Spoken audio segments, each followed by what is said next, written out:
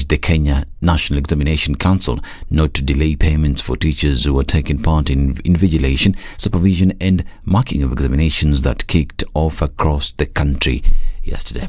Secretary General Collins Oyu said NEC over the years have taken the work done by teachers for granted by overstaying with their payments. Oyu said teachers have now done their work by preparing the candidates for Kenya Certificate of Primary Education and Kenya Primary School Education Assessment and should not be subjected to more misery. He said teachers have volunteered to help in the uptake of the examination papers with no allowances paid. Speaking in Siaya County, Oyu told the Chief Executive Officer NEC David Njoroge to seize up the matter and ensure teachers get their dues on time. Now, police have arrested the proprietor of the amusement park in Uasin Gishu County, where 5 Kenya Certificate of Primary Education pupils drowned in a dam over the weekend, and alongside 2 attendants. Now, the suspects are being held at Tarakwa Police Station pending arraignment. The victims at amusement park, a small man-made dam along Ngwetid stream.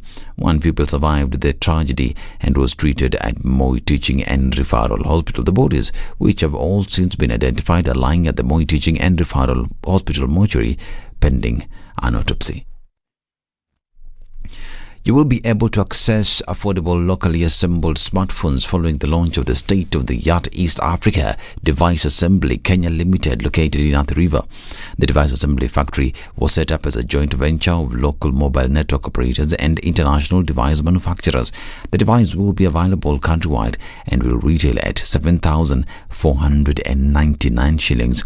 The anchor mobile phone devices at launch will be the 4G-enabled Neon 5 Smarter and 6.5 inches Ultra, with further devices diversifying the product range to be launched in the next few months, including a locally assembled tablet. The factory, which is in fulfillment of the government's promise to establish local smartphone assembly capacity in Kenya, has been built with a capacity to produce up to 3 million mobile phones units annually. And President William Ruto has assured that Kenyans will be able to transact using fingerprints and iris by December, when the digital ID platform dubbed the Maisha Number becomes operational.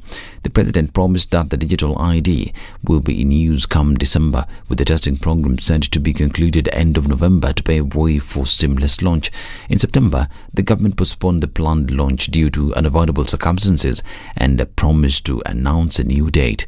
President Ruto stated that the planned rollout was on course, saying the commencement of the use of digitized model of national identification is progressive. This is News. I'm Dennis Aseto. Good morning.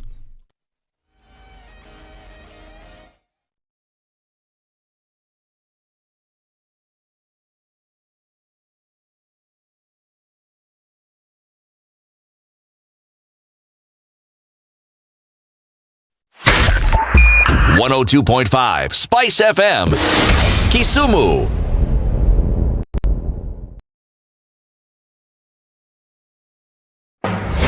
The following takes place from 6 a.m. to 10 a.m. every weekday on Spice FM. Revenge is for children. It's for kids. When you grow up, you realize the best revenge you can take on somebody is to ignore them. I'm just new in politics. It is not everybody's cup of tea. That's why some people come in one term and that's it for them. Political parties in this country do not have ideologies, whether luring or otherwise. And that is the effect of corruption. Any time an offense occurs anywhere in the country, it is the job of the Inspector General to look into it. Whether it is corruption, whether it is murder, whether it is petty, that is his job. If we have chosen to be a corrupt nation, then we produce corrupt leaders. Everything then becomes chaotic, that you cannot be able to change a nation. Mature, intelligent talk every morning. Spice Up done right. 94.4 Spice FM, Nairobi.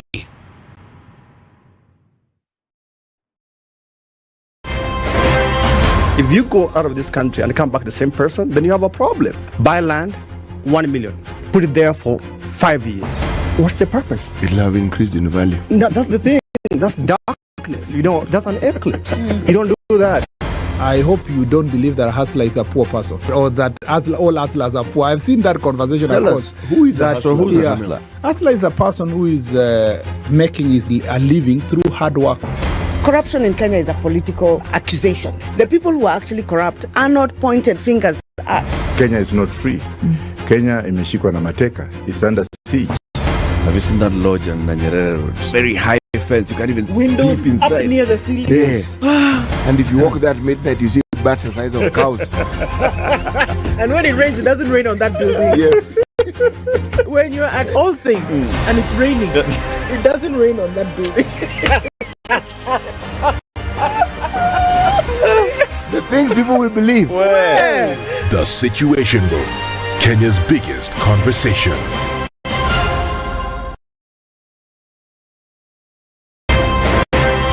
You tune into Kenya's biggest conversation.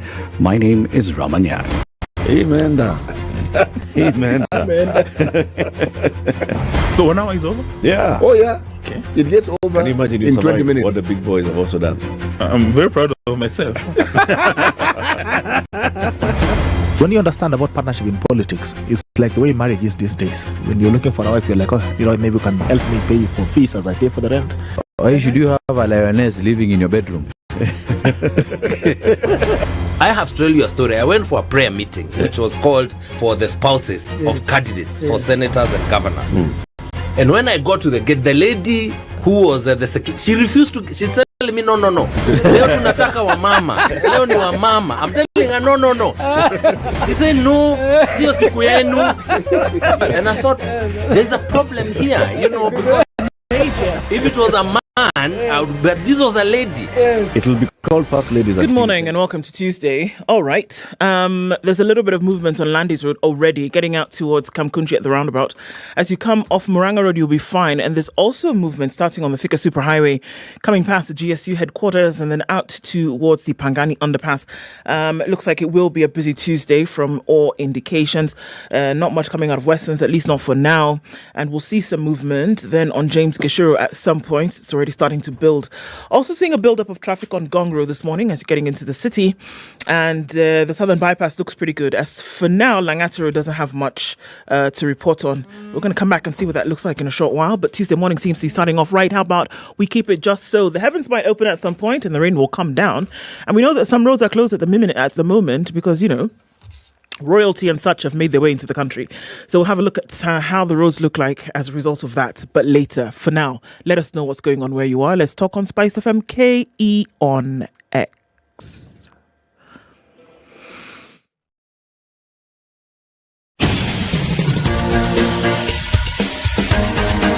This is The Situation Room, the home of hard-hitting political commentary and penetrating insights about the state of the nation. This is a talk radio experience like no other. The Situation Room, a place for hard truths, debates, and elevated conversations. The Situation Room, witty, political, engaging, deep, controversial. In the room, we have C.T. Muga, researcher, academic, seasoned political observer, a fountain of wisdom in these politically uncertain times. Ndu Okoh, Nigerian by birth, Kenyan by choice, communications expert, Pan-Africanist, a truth seeker and believer in people power, and Eric Latiff, agent provocateur, the man in the chair, seasoned journalist, news hound, a man who believes in punching up, not down. This is The Situation Room, the only way to start your day. It's the final day of October 2023.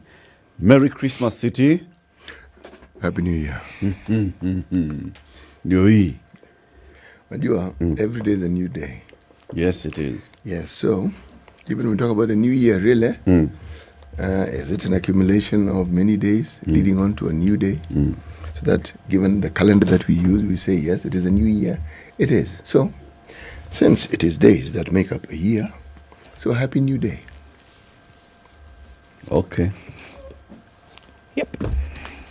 Okay. How are you, Ndu? Fine, thank you. Good morning. Good morning. Hey. How are you? I am well. Yes. It goes well. It goes well. Yes. Oui, bonjour, bonjour. Wanasema ati landlord amekuja. Sumbua hapa. Yeah? Ati landlord amekuja. Alikuwa amekuwa akiambiwa. Na mama amesema yeye pia kuja thibitisha. Ujione. Kuja kuangalia beacon. Yes, anaambiwa baba. Kama imesongeshwa. Ati ile plot ni yetu. Ambia. Hapana. Yes, nimesikia. Ni yetu. Sio tunatumaga vijana wengine waende wakimbie kidogo. Baada ya kukimbia, at least tunajua kwamba bado tuko na plot. Plot bado iko. Plot bado ni yetu. So now you have a situation where amekuja ajione mwenyewe. Kabisa. Na wewe uko wapi? Kabisa. Mimi niko poa. Sina maneno. Niko fiti. Yes. Tunatafuta babu wenu kujaambia wa jamaa, this is the real owner. We are not. It's not you. It's not you. We know the real owner. Yeah, babu wenu was a bit of a shocker, wasn't it?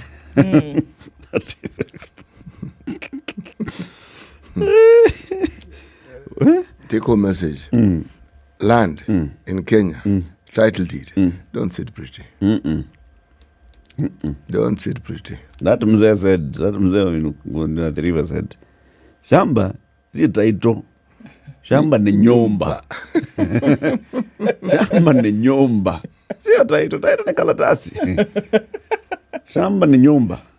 Enda uyenge. Yenga. Enda uyenge nyumba. Sorry, City, I don't understand. Yenga. Uyenge nyumba. Wacha uyenga. So now, if it's wacha ujinga, utawacha uyinga. Okay, the J. There's no J in Kikamba, right? There is a J. Oh, it's pronounced Y. It's like the Spanish. The Latinos also, yes. Yeah. The J is a E. Yeah. So it's not Jesus, it's Jesus. Jesus. Yeah.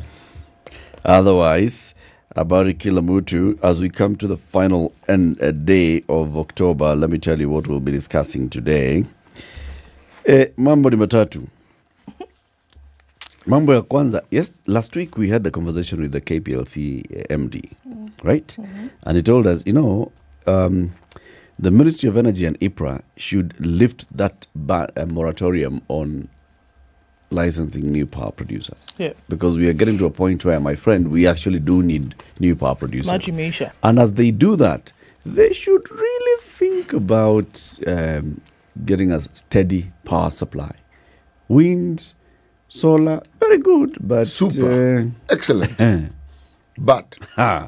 cloud cover. Ni kama fundi wa mbao. Yes. Wind change. Yes. No power. You know fundi wa mbao? Seremala. Fundi wa mbao is not a carpenter? That is it. So a carpenter in Kiswahili is seremala. You go to a seremala and tell him, nataka unitengenezee meza. Hii. Next week. Unataka na stool ngapi? Sema stool tatu. Okay, unataka stool iwe square, rectangular. Iko design fulani unataka. Even shows you. Unaona kama huyu nilimjengea, alipenda sana. Hata leo anaikujia. Aliona tu ingine, naweza kutengenezea kama hii. Ama unataka kama hii. Lipa tu deposit. Na hata usiwe na wasiwasi. Wewe unakuja tu hapa Wednesday, unachukua meza yako. Receipt ndio hii, imeandikwa hapo deposit. Okay, hii ni yako, hii ni yangu. It's a thing. Yes, it's a thing. Then come Wednesday. Ni kidogo, imebaki tu kidogo. Iko wapi ile lete ile meza. Unajua huyu kijana sijui ameenda wapi. Hao vijana wa siku hizi hata imebaki tu vanish. That vanish can be there for a month. Oh, my friend. Sounds like tailors in Nigeria. Same. Seremala, tailor, cobbler. Same fundi. Story. So long as it's called fundi. A mechanic. Mzee, ebu ngurumisha. Hii ni shock absorber.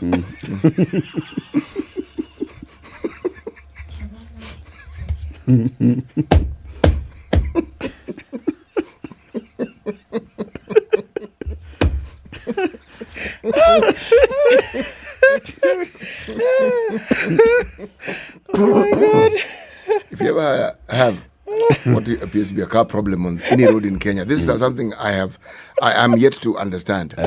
Someone will come up with a really oily overall and he has one spanner. Yes. If he really tries, he has a pliers.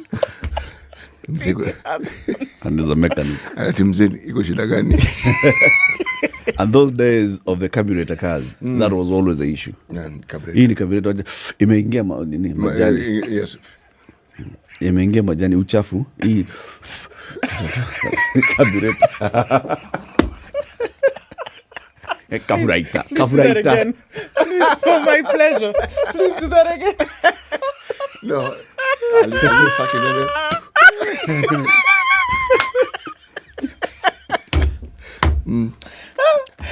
Hata iko mchanga kwa hii petroli. Kwani unaekanga petroli wapi? He has one spanner. Yeah, and the pliers. That's now a fully qualified mechanic. And a genuinely oily looking overall. Oh, yes. And you'll find them everywhere in this country. Just stop for a few minutes. Somebody will appear. How did we start talking about this guy? So we are talking about reliability. This whole conversation is about reliability. And Kenya Power are saying, give us reliable power. Okay? Got it. Those things are good, yeah, but reliability, nah. So reliable power is like go geothermal, fine, reliable. Thermal, fine, reliable. Another one, nuclear, reliable. Now Kenya has a nuclear power agency. Did you know that? I did. We Kenya. We Kenya. You guys we Kenya. are going nuclear. Okay. And there are plans to go nuclear in Kilifi. Yes. So the boss of that nuclear power the agency is the one who will be joining us Sangapi at 7 a.m. to talk about reliability and stability of power in the country. So there have been, whenever we talk about nuclear, people are like, nuclear, environment, nini. But just as Wabuyabo, the acting chief executive officer of the Nuclear Power and Energy Agency, NUPEA, will be joining us at 7 a.m. to talk about how clean nuclear is, what kind of solutions that nuclear will bring to us, and then addressing all those concerns. So keep it here for that. And then at 8 a.m., now that King Charles III and Queen Camilla are already in the country, they arrived last night, the Kenya Human Rights Commission has been leading this push and saying, no. When the king is here, what we want to hear from him? Apology. Sorry. Apology. Apologize. Sema sorry. The deputy executive director of the Kenya Human Rights Commission, Cornelius Ador, joins us at 8 a.m. for that conversation. Hiyo iko namna hiyo. We are live streaming the show as we always do on social media, Spicefm KE on Facebook, on YouTube. If you're online, let us know where you tuned in from. Ndu will tell us about the weather forecast for today, and then she'll tell us who's online.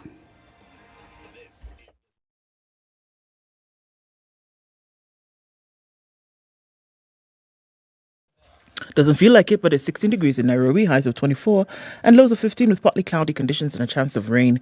We're looking at mostly clear conditions at 15 in Nakuru with highs of 23 and lows of 14. It's cloudy at 15 in Nyeri with highs of 24 and lows of 15. Eldoret, partly cloudy at 14. We'll see highs of 24 today. In a partly sunny Mombasa, already at 25. It'll go to highs of 30. And Malindi, we'll see highs of 30, where it's currently sunny at 25. Looking into Kisumu, it's 19 and clear with highs of 29 and lows of 19, while Kakamega is clear, actually partly cloudy, going to highs of 29 and lows of 15. All right, looking into Kampala, it's clear at 20 with highs of 29 and lows of 19, and in Dar es Salaam, partly sunny at 24 with highs of 31 and lows of 24. We'll see clear conditions for now at 12 in Addis Ababa with highs of 22 and lows of 11. Mogadishu is mostly sunny at 24 with highs of 32 and lows of 24. We're looking into a rainy Johannesburg at 5 with highs of 10, and at 25 Lagos is mostly cloudy with highs of 31 and lows of 25. Kinshasa Kinshasa is cloudy at 23 with highs of 30. And looking into a hazy Beijing Tuesday afternoon at 17, we'll see highs of 22 and lows of 10. Paris is cloudy at 9 with highs of 15. And London is cloudy at 7 with highs of 14. Into New York, still Monday night, it's cloudy at 10, highs of 18 and lows of 6.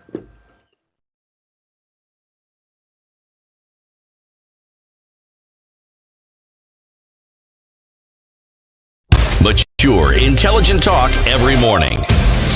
Spice up yourself.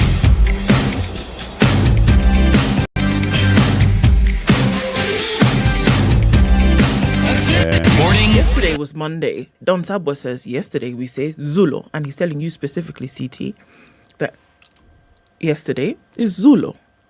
Zulu means yesterday. Zulu. Zulu, not Zulu. Zulo. Zulu. Zulu is yesterday. Yes. And today? Today is Tuesday. Today is Zula. So just be happy where you are. Be happy with yesterday. Yes, please. Yesterday, all my troubles seem so far away. Yes. Go on. Arana. You know Kionjo. Kionjo, You sing the line you know. Now my troubles seem so far away. You think the one you know. Okay. I believe in yesterday. Suddenly. I'm not half the man I used to be. There's a little bit, isn't it? Yeah? There's a shadow hanging over me. Oh, I believe in yesterday. Okay. Mikrat says, good morning, everybody. Deep State has an issue this morning and says, has anyone noticed that Akina Mumbi, Yego, and Eric never gave Dr. CT Muga a monitor? Bas. CT? Monitor was. Come here. Ati, the doc has nowhere to look when others are on their monitor. Let's pay homage indeed to our elder. So, computer. Eric akona mbili. No. Tell them there's one on my left side and there's one on my right side. Bas, you've heard Deep State. And really big. Okay. Giant. Now, every once in a while, as the show is going on, you can even see a movie. Befitting an elder. So we let Akina Mumbi and Yego off the hook. Agri Mamanyi says, Bwakire, ukitaka kujua kasi, K-A-S-I is? Ukitaka kujua? K-I-S? K-A-S-I. Kasi. Kasi ya kinyonga. Kasi is speed. Go on. Kasi ya kinyonga. Kinyonga is chameleon. Basi choma msitu. Hapo ndipo unagundua kwamba kumbe sio rangi tu hubadilika bali hata mwendo wake.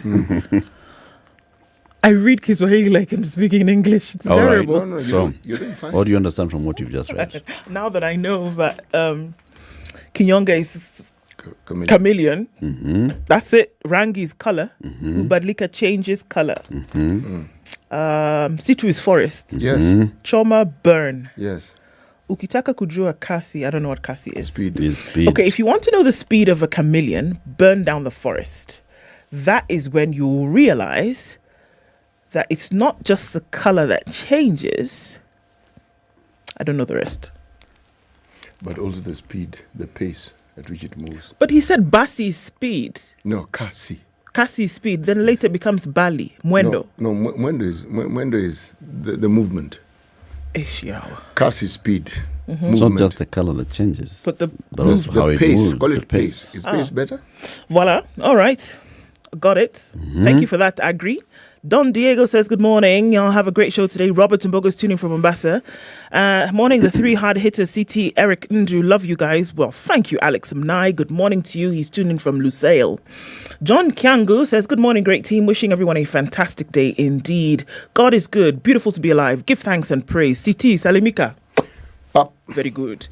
Abutok Hamler says, good morning, Ndu. Ndu has one you, CT and Eric. Another day where you prefer to remain with taxes and the government takes the net. Indeed.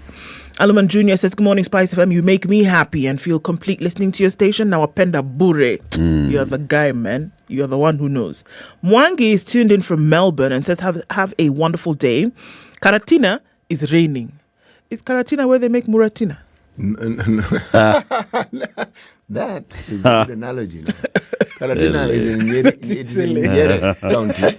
Oh, okay. Just checking. Evans Nyangao says, good morning. Okay. You complain about the math was not adding yesterday. We'll leave the rest of those words out. Emmanuel says, good morning, Ndu, Eric and CT. Tune all the way from the Delhi airport. My friend, do you ever leave the Delhi airport? Do you work there, perhaps? Let me know so that we can understand. So that we can overstand. Okay. Desmond says, good morning, Spice crew. Mashari and Jeru says, good morning, Spice team. Ndu, Eric, CT, and the headmaster, CT. I salute you all watching from Portland in Oregon. Sammy Lidania says, good morning, wonderful people. Wishing all our candidates all the best in their exams. Indeed, wishing them the best. Good morning, tuning from Kakamega, says Javan. Richard Muka says, good morning. Christopher Chieng is tuned in. Good morning, Spice. Tuned in from Chilingong and says, yes, Merry Christmas. Well, to you too. Good morning, my beautiful people. Tuned in from the beautiful hills of Saboti, and that's where Ann Gore is. Griffin Anasi says, good morning. Felix Shiaba is here as well. We can see one Mike PK. Good morning, everybody. Tuned in from a freezing Stockholm. Indeed, winter has already begun. Afune says, good morning. George Muturo is here. Disma Sombuya is here as well. Many, many people. We see you all. Don't think just because I didn't call your name that I have not seen you. Javan, Jeffrey, Afune, Kader, Matinga. Jockey Dwega says, love you guys. Ndu, my girl. Hey, thank you, Jockey. Good morning. Alrighty. City? Yes, please. Are you in the Republic of? Burundi. Burundi. All right. Did you know that Burundi has a political capital and an economic capital? Oh, really? Yes. You all know of the economic capital, and I'm sure you assume it is the political capital. Okay, so if I ask the question, what is the capital of Burundi, what would you say? Well, now I wouldn't say Bujumbura. That is what you have said. It is Bujumbura. That is what you said. But that is economic. I also say I wouldn't say. Yes. Yeah. The political is called Gitega. Oh, really? Yes. And the three languages that are considered official are Kirundi, French, and English. Interesting country, this one, huh? Kirundi is a language. Yeah. Well, if you are a Kenyan, you say Kiburundi. Remember, the languages spoken in Burundi and in Rwanda are same. It's not different language. It's actually a tribe. Yes. It used to be the kingdom of Urundi. That Rwanda, Urundi, as it was called. And then the Germans came in. This company called German East African Company. In 1890, they came and this thing of, as someone put it, some old European sitting somewhere. Where were they sitting? Was it Berlin? Was it Brussels? Berlin. Yes. And they decided, okay, Nani, you take that one. And by the way, these monarchs were related. Eh? Yeah. Cousins so and so. You just take that one. And you take that one. Really? It's exactly. So after they'd taken that in 2016, you know, this World War I messed up things for the Germans. I think it was 1916. What did I say? 2016. 1916. That's what I meant. There's been no World War in 2016. Yeah. Thank you so much. You're welcome. Right, exactly. So it became a kingdom. And the Urundi, as we called it, that thing lasted from 2016 to 1962. Then the Belgians came in somewhere in between. These years I'm speaking of. And as usual, I don't know how the British and the French always manage to creep in and somehow be involved in all these things. Anyway, nonetheless, independence was achieved in July 1962. Okay, they have a president. He's called Evariste. Yes, Ndai Shimie. Okay, there's even a vice president. He's called Prosper. That's the name. Okay. Yeah. Bazom Banza. Yes. Bazom Banza. Then they have a prime minister. It's called Gervais Ndikikubaka. Huh? Okay. Gervais. I mispronounce it. Ndiva Kubuka. Yes. Okay. That is ZVP. That's the prime minister. Prime minister. Okay. Yes. So then they have president, vice president, and prime minister. Yes. Okay. They also have, other things like prime cabinet secretary. Other things. They also have spouse. Okay. And first lady. And first lady. Yes. Sour. Right. You cannot hide smoke of the heart you set on fire. Of the hut or heart? Hoot. Okay. Got you it. cannot hide smoke of The hut. the hut you set on fire. Yes. Neither can you of the heart. but H-U-T, okay. not H-A-T. No, not H-A-T, not Not H-E-A-R-T. Not H-U-R-T. Yes, okay, now. As a Kenyan African. Thank you. Yes, Thank you for that clarification. Yes, it is not the heart. It is the heart. And it is not the heart. It is the heart. Yikes. Okay? You've understood? Got it. Okay. You know, it could work for anyone. Yes. Of the 3 or 4. It is not, The heart. The heart. or, The heart. The heart. but it is the Heart. Thank you very much. I got it. You cannot hide the smoke. Of the heart you set on fire. Very good. Headlines. All right. You want to do it now or shall we? We do the traffic. Let's Yeah. do the traffic, and then we shall do the headlines quickly. 27 minutes to 7. Let's do like that, and then we'll do like that.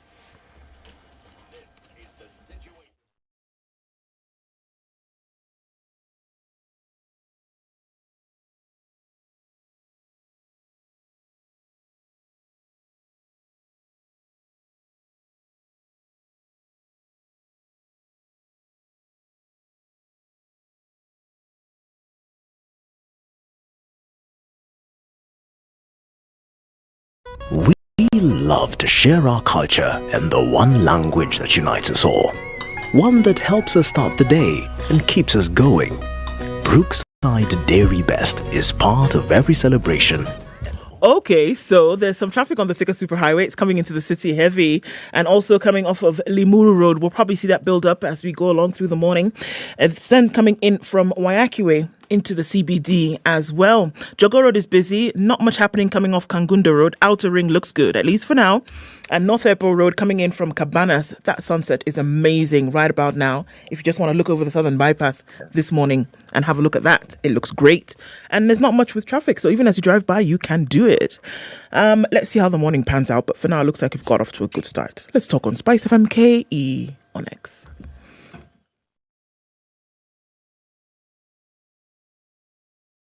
Mature, intelligent talk every morning. Spice up yourself.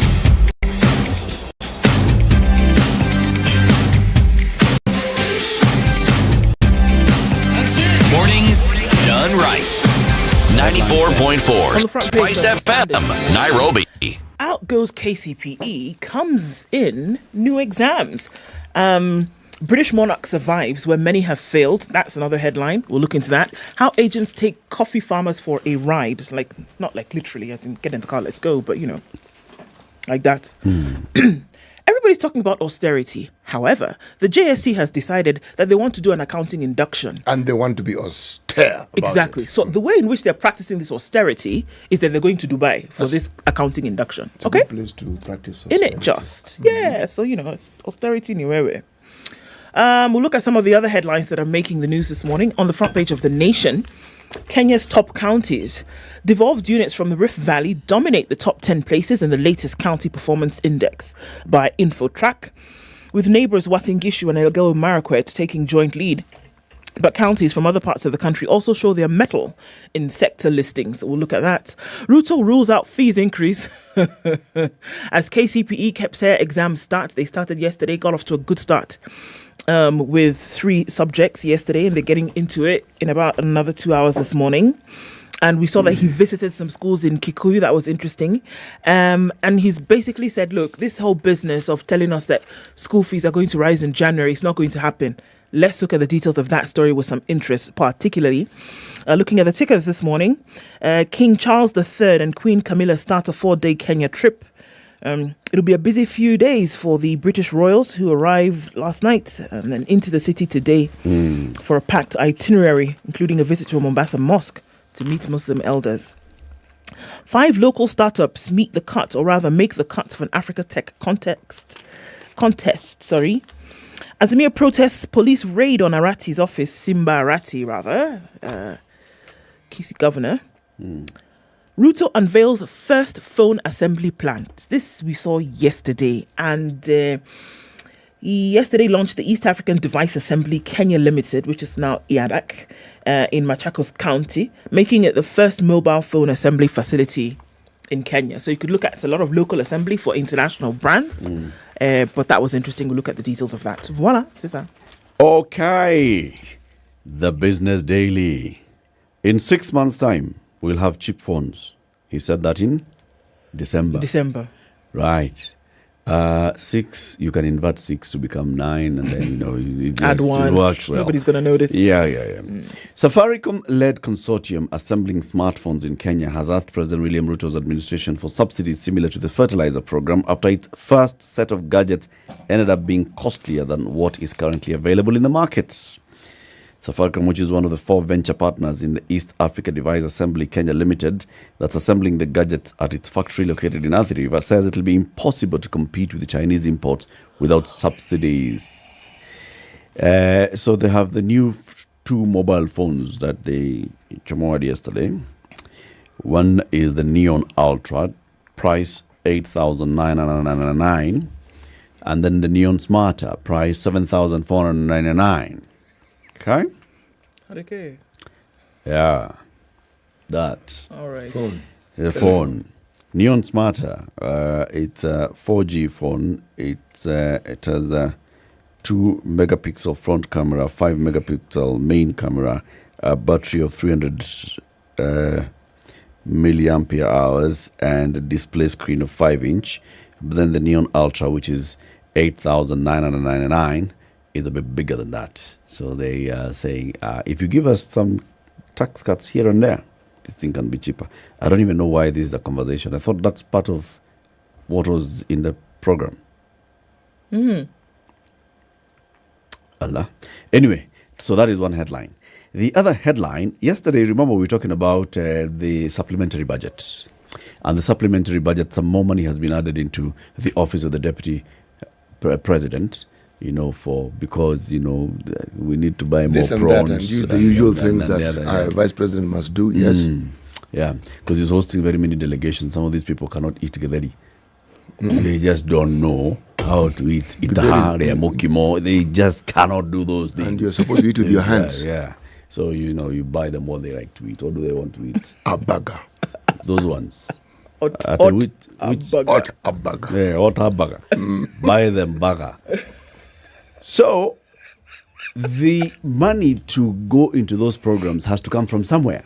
One of the places where the money is coming from is the budget for the Hustler Fund.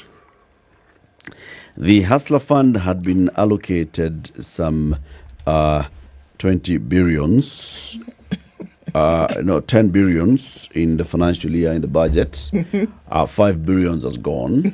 It's remaining, it's 5 billions. 5 billion has gone into those things we're talking about. Okay, burger. Yeah, okay. And prawns and salmon. You must understand that when you have visitors, salmon, ile fish, ile pink. Yes. Ile ndogo. Yes. We understand these things because you tell a Kenyan today we are serving mashakura. They know exactly what you're talking about. Yeah. A guest. If our guests just accepted to eat mushere or nyama, they would be fine. This thing would be. It's the guests' problem. Guests, not us. Mushere or what? Mushere or nyama, I can eat. Nakiwaru, natomiji, tokarati. Oh, they want to come here and say that you're stew ribeye. I don't know, salad. What are those things? I want to steak ni nyama bila mfupa. Come here, say T-bone steak. T-bone. Iko na T-bone yake. The ribeye steak. Imechorwa T. Ndio issue. How is it a steak and it has a bone? T-bone. Hey. Right. So for that reason, the beneficiaries of Mushere Wanyama, the hustlers, they get a budget cut in the Hustler Fund. Choices have consequences, my friend.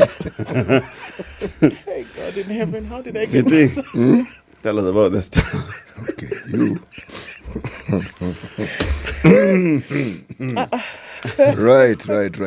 You know that story that you read about the launch of the smart foam assembly plant at a place called Greylands Warehouse in Athi River. But while the president was there telling us this and that about the smart foam, there was also a discussion about what you call the number. Unajua ile number, ile sura number. You know what number is? Maisha number. Remember Maisha number? Hey, yo, the new Huduma number. The new Huduma number. By the way, Huduma number with powerful. Maisha number. Yes,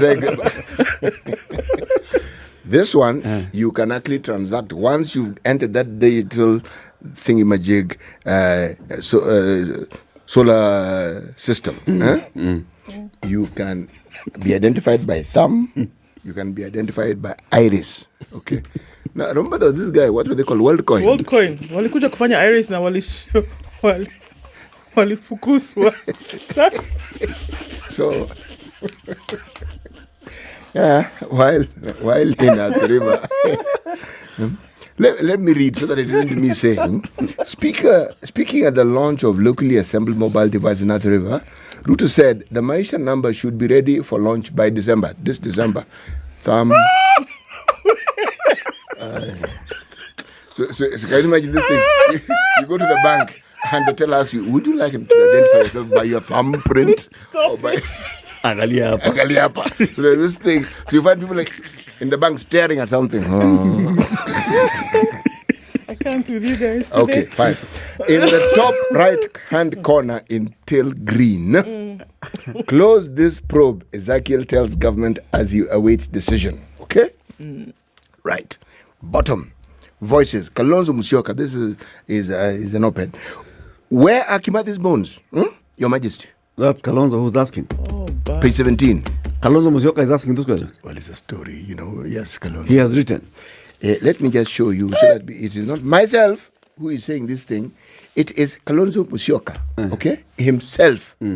Anything short of that will be a continued affront to those slain, displaced during the occupation. Okay. Where are Kimabi's bones, Your Majesty? Okay. All right. You in Kalonzo ameuliza? Ameuliza. Right. Energy. I bet Kalonzo will be invited at the state luncheon. The state banquet. No. After such a question, you need if to be he invited. does not ask that question, then he should leave us in peace. No, that one will tell Camilla.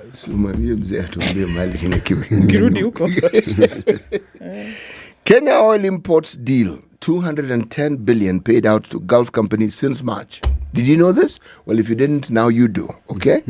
Constant worry. Now, this one applies to me specifically. This one I'm biased as I'm reading this.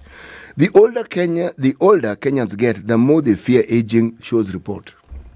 You fear aging? Is it true? No, I don't actually. No, I'm not a good example. No, you're not. That's what I was saying. I'm not a good example. But it's a story on page 2, and I think it's a really good story. Persons above 60 are the fastest growing segment of the population, meaning those who are above 60. Now, our numbers. What do you mean they're fastest growing? Fastest growing in what way? What are you segment. Growing? Or in number or what? Fastest growing where? The numbers. Those are lies. What are you growing? Where? Where are you growing to? The numbers of those who are above 60 is there are growing. more of you. There are more of us. We're getting more and more and more. See, in many countries, like in the West, where they're talking Isn't that about... obvious? No. Okay, It isn't obvious. It isn't obvious. Many countries that have an aging population, like Japan, the European countries, Switzerland, those numbers are increasing clearly. Voila. Yes, okay? Yes. But they don't have a compensatory mechanism like ours. Us, we have young people galore, and the numbers of young people keep increasing. It's just that, as I said, what this means is that people are living longer. To get to 60, you need to be alive at 60. It's Yoku. It's true. I see. You forgot? I've got it. So, there? 60 and above. The analysis shows older Kenyans constantly worry about falling sick and lacking food and money. They also feel out of place and abandoned. Oh, no. This is for people like myself who are above 60 years of age. That is it. Right, that is the story, and those are the headlines. And then bang in the middle of the paper, wrong advice. They are supposed to give the expert input on the cost of living. ODM rejects IMF, World Bank in bipartisan talks. Raila Camp accuses the two of misadvising the country, leading to current mess. this is not true. They're not misadvising. They're just giving you advice that they have been giving us for the longest time and which has gotten us into even bigger messes than we know what we're doing. They haven't started giving us advice today. It's been So I met on World Bank, wanted to go to Bomas, and they were told, "Apana, nyinyi mjui." Nyinyi. Si, where headquartered niko wapi? Kaini huko. Si tuliwapatia ofisi hapa Nairobi? Kaini huko. Cost of living. That is under we don't want. Story. Why does the World Bank want to go and talk about Kenya? Why? World Bank, see, we're back huko nini? We must never underestimate the importance of being relevant. You think it's people over 60? Well, you guys are not alone. Even the World Bank. Even World Bank. Even them, they're over 60. And they're worried. They're also feeling left out. Left out and lonely. Yes. Please involve us in your conversation. This conversation, you bring us in also. We also tell you what we think. Well, the judiciary have decided, you know what? It's not only Kenya that we can practice austerity measures. Surely. We can climb plane and go and practice. We can export it. Judiciary bigwigs pick Dubai for an accounting induction by ISPAC. As the debate about foreign trips rages, a group of Judicial Service Commission members are having a 13-day JSC board induction and seminar in Dubai. Not the Dubai for here, the Dubai for United Arab Emirates. The induction that began on October 22nd will end on the 4th of November, meaning the team are on their 10th day of the meetings at the Pullman Dera City Centre Hotel. According to the program of events prepared by the Institute of Certified Public Accountants of Kenya, which is ISPAC, the JSC board would be taken through a number of sessions by the ISPAC membership in the 13-day activity. So it's going to go through all of this in terms of what they've done. The big question that's hovering over these headlines is, could they not have done this just here, over the hill? Okay, if we had to go somewhere, they'd have even gone to Nanyuki or Naivasha, these places with rolling hills and plains. Why did we have to fly outside the country? ISPAC is here in Kenya. Yep. I even know where these were going. I even know where the headquarters is. Judiciary. The Judicial Service Commission. Yes. Their board members. It's a JSC board induction and a seminar. Okay? So we have the new guys who joined. Yes, the fellows who joined the other day. Was Danny among them, the former Bomet governor? Okay. The people who are included, the board members comprise of Chief Justice Martha Koome, who chairs it and is deputized by Macharia Njoroge, who is the Male Law Society of Kenya representative. The other members are Jacqueline Ngutia, who is the LSK's female representative, Justice Mohammed Warsame, who is representing the Court of Appeal, and Justice David Majanja, who sits on behalf of the High Court.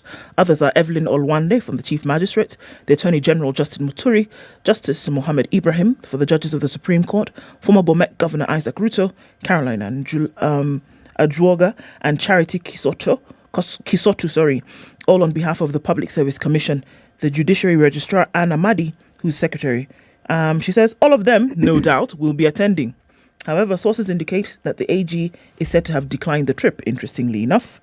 Now, according to these, do you want to know how much the hotel costs? Yeah. Okay.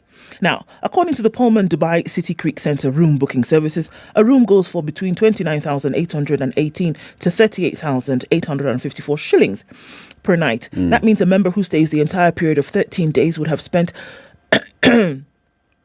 387,000 to 505,103 shillings for accommodation. Sawa. Sasa shida iko wapi? Sasa tumetumia pesa ambayo tulikuwa kama wangeenda Mombasa, it's about the same rates they would have paid. Would have stayed here and done it. Why did you have to fly? So shida ni flight. Shida ni mlitumia pesa na ISPAC is in Kenya. The board is in Kenya. Why did you have to gather yourselves and fly away? It costs the same in hotels in Mombasa. You can't. Does it? 400,000 for 13 nights in Mombasa. Yeah. 29k to 38 Gs. And also, Same if thing here. You put the Chief Justice in a hotel in Mombasa or in a hotel in Naivasha, that room would be around this figure. So it's okay that they went. Come on, people. And by the way, if you go to Mombasa from Nairobi, you still have to fly. And you'll fly. You'll still fly. It may not be $1,000, but you know. I mean, you could go by SGR and spend 3,000 shillings. You could also go by Coast Bus. Yeah. Or Mash Cool Power. There are buses like that. Cool. Yes. I know, I've seen it. You could, but I mean, So- stuffing a chief justice in the bus. my Why not? God. Those buses are comfortable. Why would you do that? So, the thing is this, let people go to Dubai. In fact, let people go to Dubai. I No, agree. it's very, very Dubai important. Is nice. It's not only nice. Some people haven't gone to Dubai. So allow them to go. What's Yes, the problem? and if they've gone, it was one of these layovers where you get sort of en route to some other place. Let them go and sit and relax.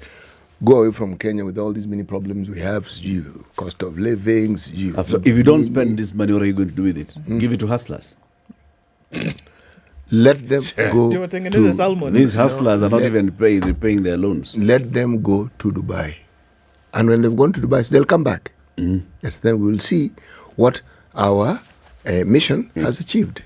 We will wait. But please, enjoy Dubai, greet everybody whom we don't know there, and then when you come back, you will tell us what you have decided. Do in the language that you understand full well, ce n'est pas problème. Il n'y a pas de problème, no. Yes, that one. Nothing. Surely. Watu ndogo ndogo. Kila kitu ni kesi. Bwana. Surely. What is 38,000? Okay, so. Ati, this headline in The Nation, this one is going to raise quite a star. Which one Kenya's specifically? top counties. It's on page 10 and 11. Let me just go there and read it and we see what they're saying. At their rankings, Chronicles of Progress, Uasin Gishu and Elgeyo Marakwet are the best counties in terms of service delivery. Of course they are. In the latest ranking by Infotrack Research and Consulting. Polling at 63%, the two are closely followed by Trans Nzoia and Kericho counties at 62 and 60%, respectively, in a study that factored in how the units are doing in 13 sectors, including education, agriculture, roads, and health. These are neighboring counties: Uasin Gishu, Elgeyo Marakwet, Trans Nzoia, Kericho, not far from one another, right? Nandi is at position 5 with 59%, followed by Bomet at 55%. West Pokot follows at position 7 with 57%. Are you seeing? North Rift, 1, 2, 3, 4, 5. Hivo. Then we come to Nyeri, Kirinyaga, Tharaka Nithi, Baringo, and Embu, tying with 53%. Murang'a, Nakuru tie at 52%, together with Homa Bay and Kisii from Nyanza. Homa Bay is the highest ranked Nyanza county, one of the most improved counties, and is also the best performing in Nyanza. Tying at 51%, Makueni, Kwale, Kakamega, and Vihiga. Kakamega is the best performing in Western. Bungoma, Kitui, and Kisumu closely follow with a 50% mark. The bottom counties in the top 25 list are Meru, Nyandarua, Laikipia, Kiambu, and Migori. Overall, Trans Nzoia improved by a great deal in most of the indicators, contributing to a general improvement to position 3 from the previous 42 in the last research cycle. All devolved units led by women made it to the top 25 counties in the latest research. It's Kwale, Embu, Kirinyaga, Nakuru, Machakos, Homa Bay, and Meru. According to Angela Ambito, the boss at Infotrack Research, she says, I think women make for better administrators. Okay. The highest ranked of these ones is Homa Bay at number 3. Gladys Wanga. Okay. He's at number 15. You know, to be most better improved. administrators. Many of our repeat or second term governors take it easy, as the data shows that they relax in their second terms. The survey, which interviewed 36,200 respondents across the 47 counties, was asking them to compare the current county government and the previous one, which was in office between 2017 and 2022. West Pokot, Homa Bay, Trans Nzoia, Elgeyo Marakwet, and Kirinyaga are some of the counties which have posted better performance than the previous administrations. However, Kirinyaga has the same governor as the last time. As the last time. The researchers also observed that leaders who had previously had a stint as technocrats in government are likely to perform better than novices who joined politics from other fields. Nairobi County, hey, by the way, Nairobi has not been mentioned at all. Nairobi County, which was recently ranked as the best city to visit in 2023, scored below average with 46%, tying with the average of the northeastern region. The top performing county overall, Uasin Gishu, did well in most of the indicators except for corruption. With an average performance of 39%, residents believe that the county has done poorly in preventing corruption.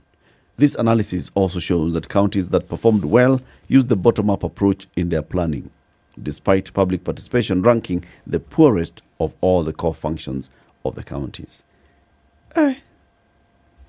So this is basically just asking people, how do you feel your county is performing now if you compare with the other one? And those North Rift counties, people in North Rift are just happy with their county governments. They're just saying, yeah, sisi tuko sawa. Wesley Rotich, Elgeyo Marakwet yako sawa. Jonathan B. Koti moja ako sawa. Okay? Okay. You know, Trans Nzoia anatembea ako sawa. Kericho Eric Mutai ako sawa. Sawa? Sawa. Okay. We'll ask that same question 2 years from now, even 1 year from now. You know, there's this joy that people have with someone new. And so long as their movements in the right direction, it is assumed you're doing well. But what is often forgotten, some of the praises are heaped because indeed there are changes. But the question you want to ask is, what state was that county in? Before. Yes. Like counties in the North Rift, many of them, those far-flung, were ignored, neglected essentially. So a governor comes in, and whatever little they do is considered to be something fantastic because those things did not exist before. Yes. I don't know whether there's any much that's been done different from the Nandi of 2022-27. No, I and doubt. the Nandi of 2022. I doubt because it's the same governor. Same governor. I'm talking about the far-flung. Nandi is not far-flung. Nandi is just around the corner here. Oh, then those are the far-flung now. These are the Elgeyo Marakwet. Those ones, far-flung. It's not far-flung from. No, it is far-flung. It's bordering. Pokot, far-flung. Turkana, far-flung. You get my point. Okay. Yeah. Let me tell you something really quickly, very quickly. The president has said school fees increase January is not a thing, so forget about it. The last Kenya Certificate of Primary Education examinations and the Kenya Primary School Education Assessment kicked off to a smooth start in various parts of the country yesterday, with senior government officials monitoring the exercise. President William Ruto, who can be seen as a senior government official, was at Kikuyu Township Primary School in Kiambu County when the KCPE candidates started writing their mathematics paper in the morning. He was accompanied by Education CS Ezekiel Machogu, Kiambu Governor Kimani Wamatangi, and Kikuyu MP Kimani Ichung'wah. Dr. Ruto said that all KCPE candidates will get placement in secondary and junior schools, and he dismissed a proposal to increase fees in secondary schools come January next year. Remember, they had come out and said, look, because we don't get capitation on time, we have to increase fees. Right. The president has come and said, ain't no thing. It ain't happening. School fees will not be increased January. We are going to school. We'll still the same. Yes, please. Yes, please. Yes, please. Also, we saw the terrible things happening yesterday. Some people died as a result of, exam papers reaching or not reaching certain parts. There were some arrests because of cheating. Okay. We'll talk about more of this later. Good morning, 7 a.m.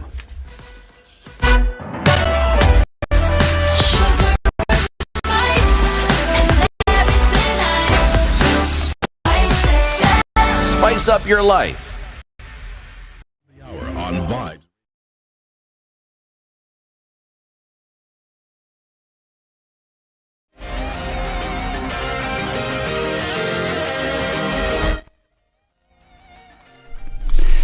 Good morning, this is Newswire. I'm Dennis Aseto. King Charles III is in Kenya, accompanied by Queen Camilla, kicking off a 4-day historic visit.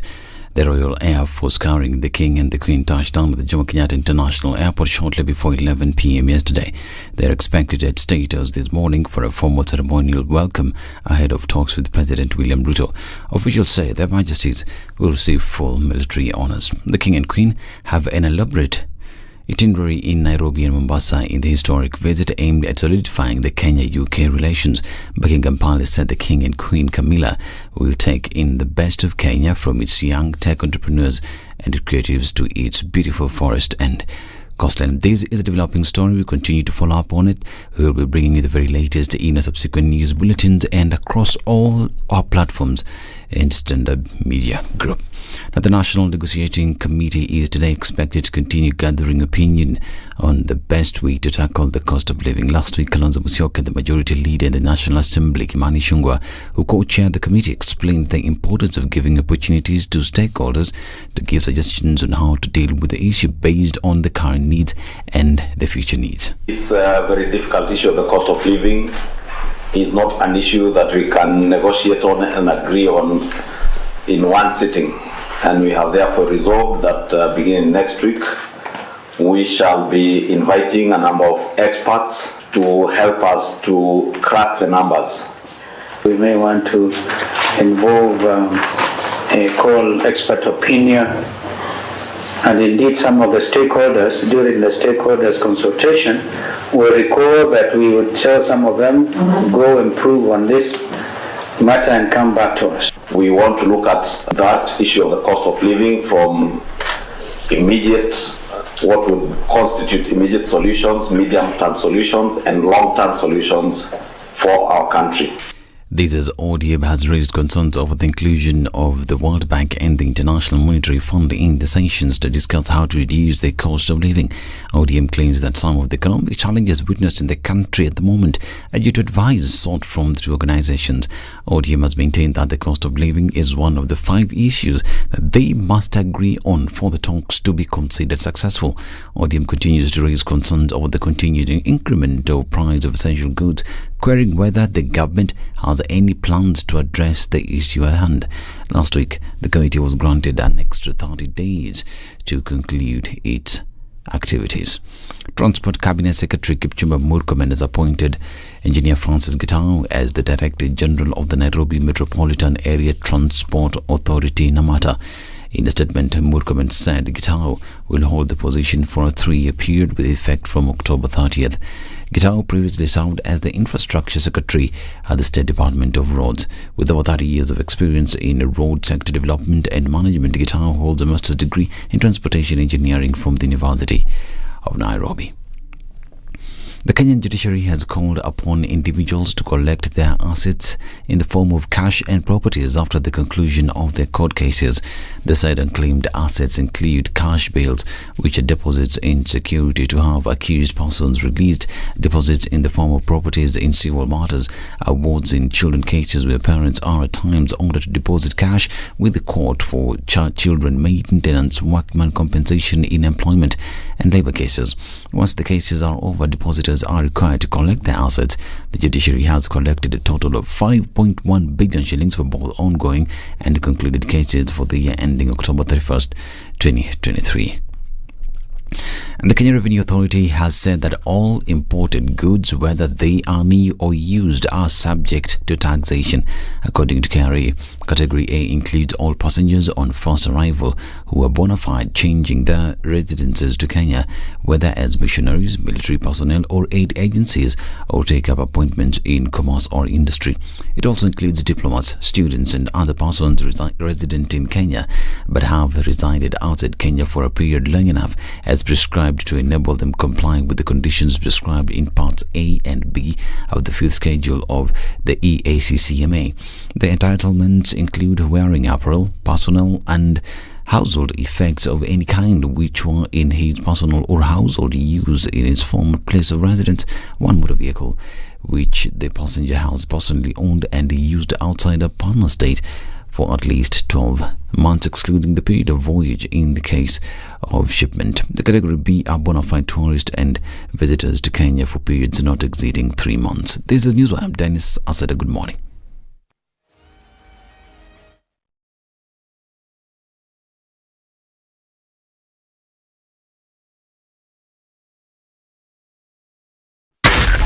Spice FM, Nakuru.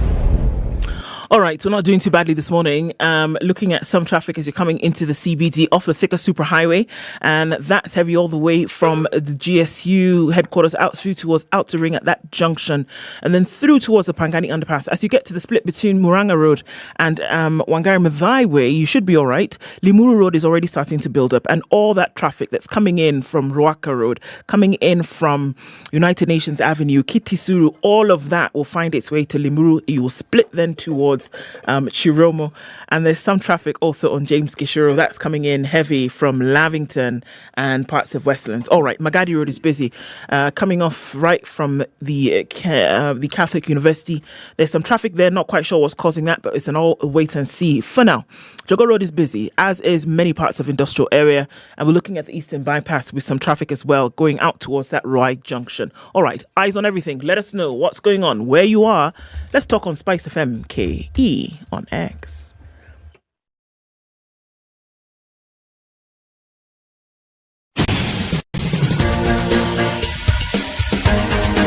This is the Situation Room, the home of hard-hitting political commentary and penetrating insights about the state of the nation. This is a talk radio experience like no other. The Situation Room, a place for hard truths, debates, and elevated conversations.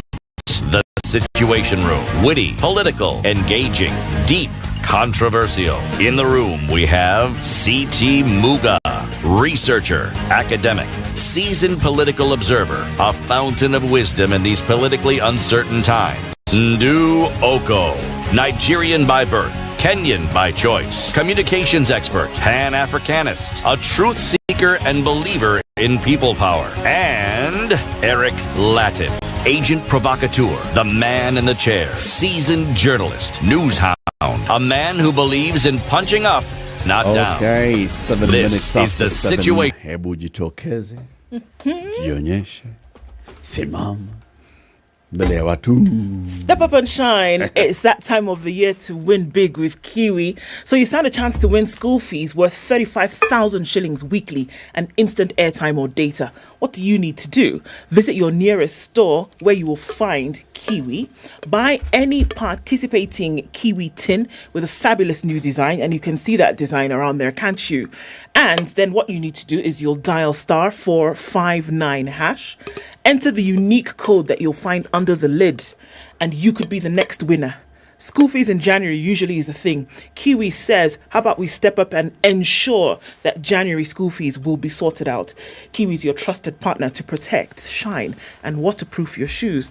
And in this case, make sure you can go to school come January. Kabisa.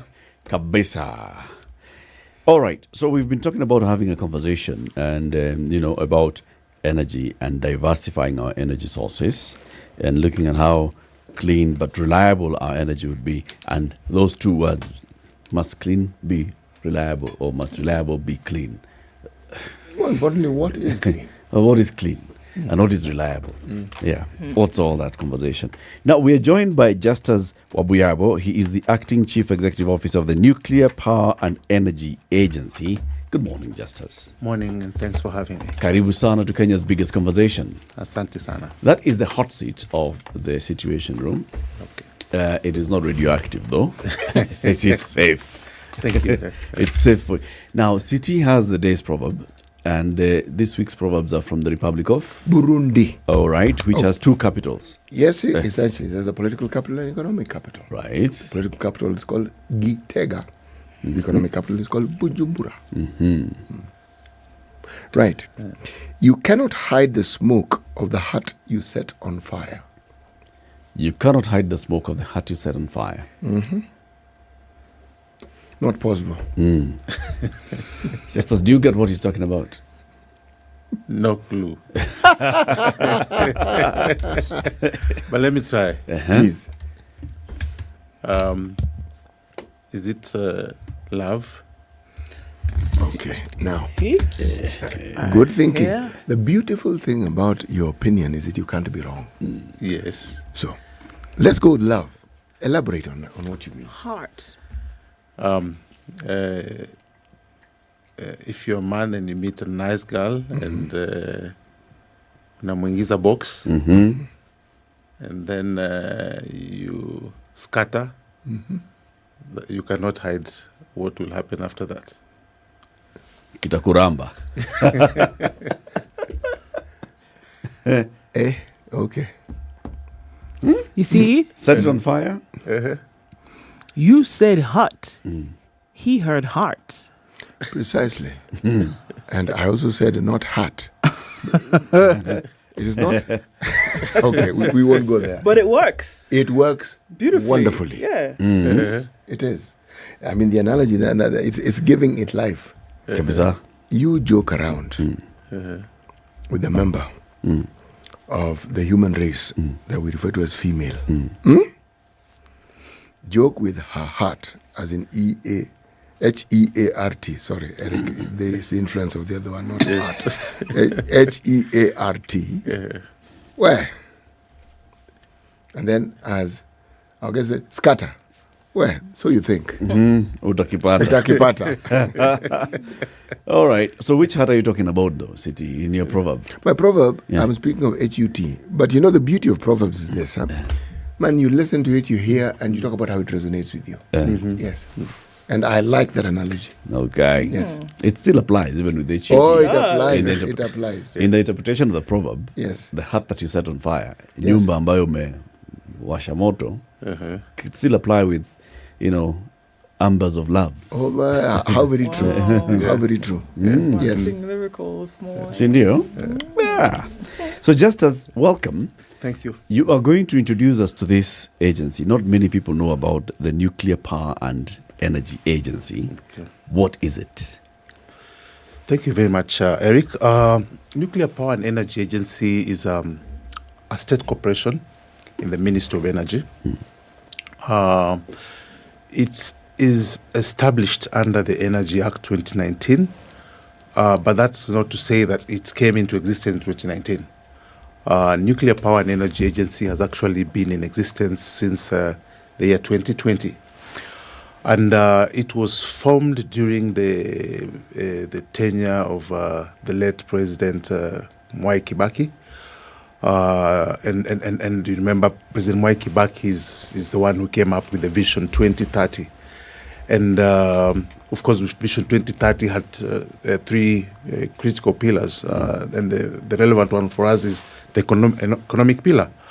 And under the economic pillar, there were certain things that were supposed to be done. For example, the SGR that we all know about was supposed to be electric. There were many industries that were supposed to be set up. Many things were to be done to move this country into a developing country. And obviously, as that was being thought out, his advisors then told him that, hey, how are we going to power this growing economy? And then they started thinking about the sources of energy in the country. Of course, we had the solar that has always been with us. We had the wind, and we had the hydros and the thermals. And then the question is that we need a baseload power, reliable power that can go on without blackouts and so forth.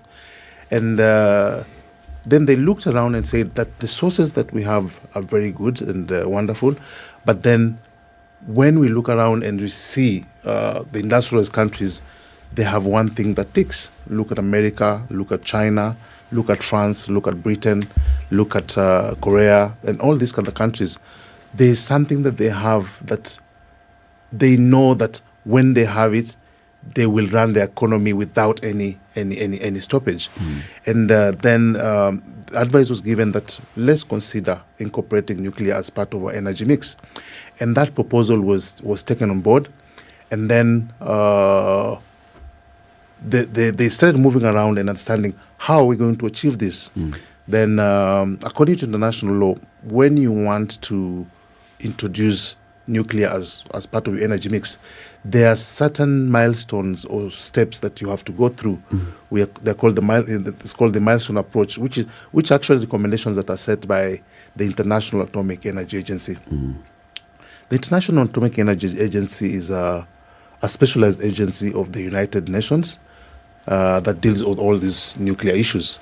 So they gave recommendations of the steps that we have to go through, and there are three critical steps.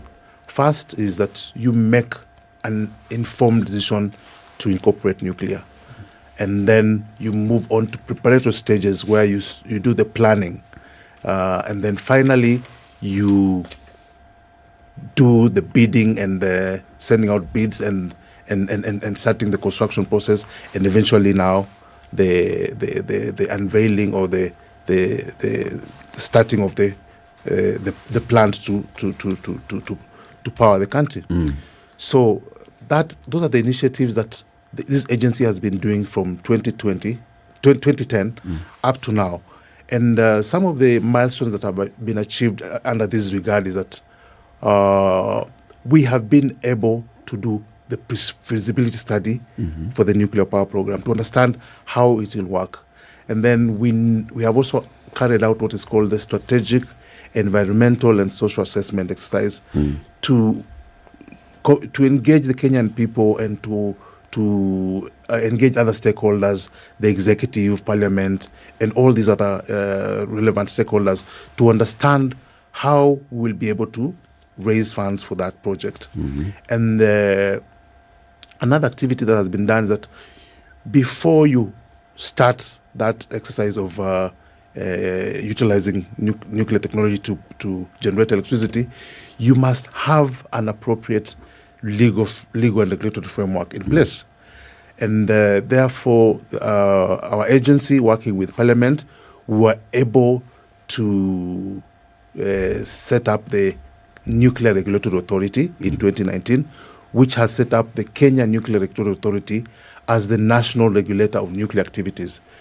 Put it simply, is that Kenya Nuclear Regulatory Authority is like the NEMA of nuclear issues in the country.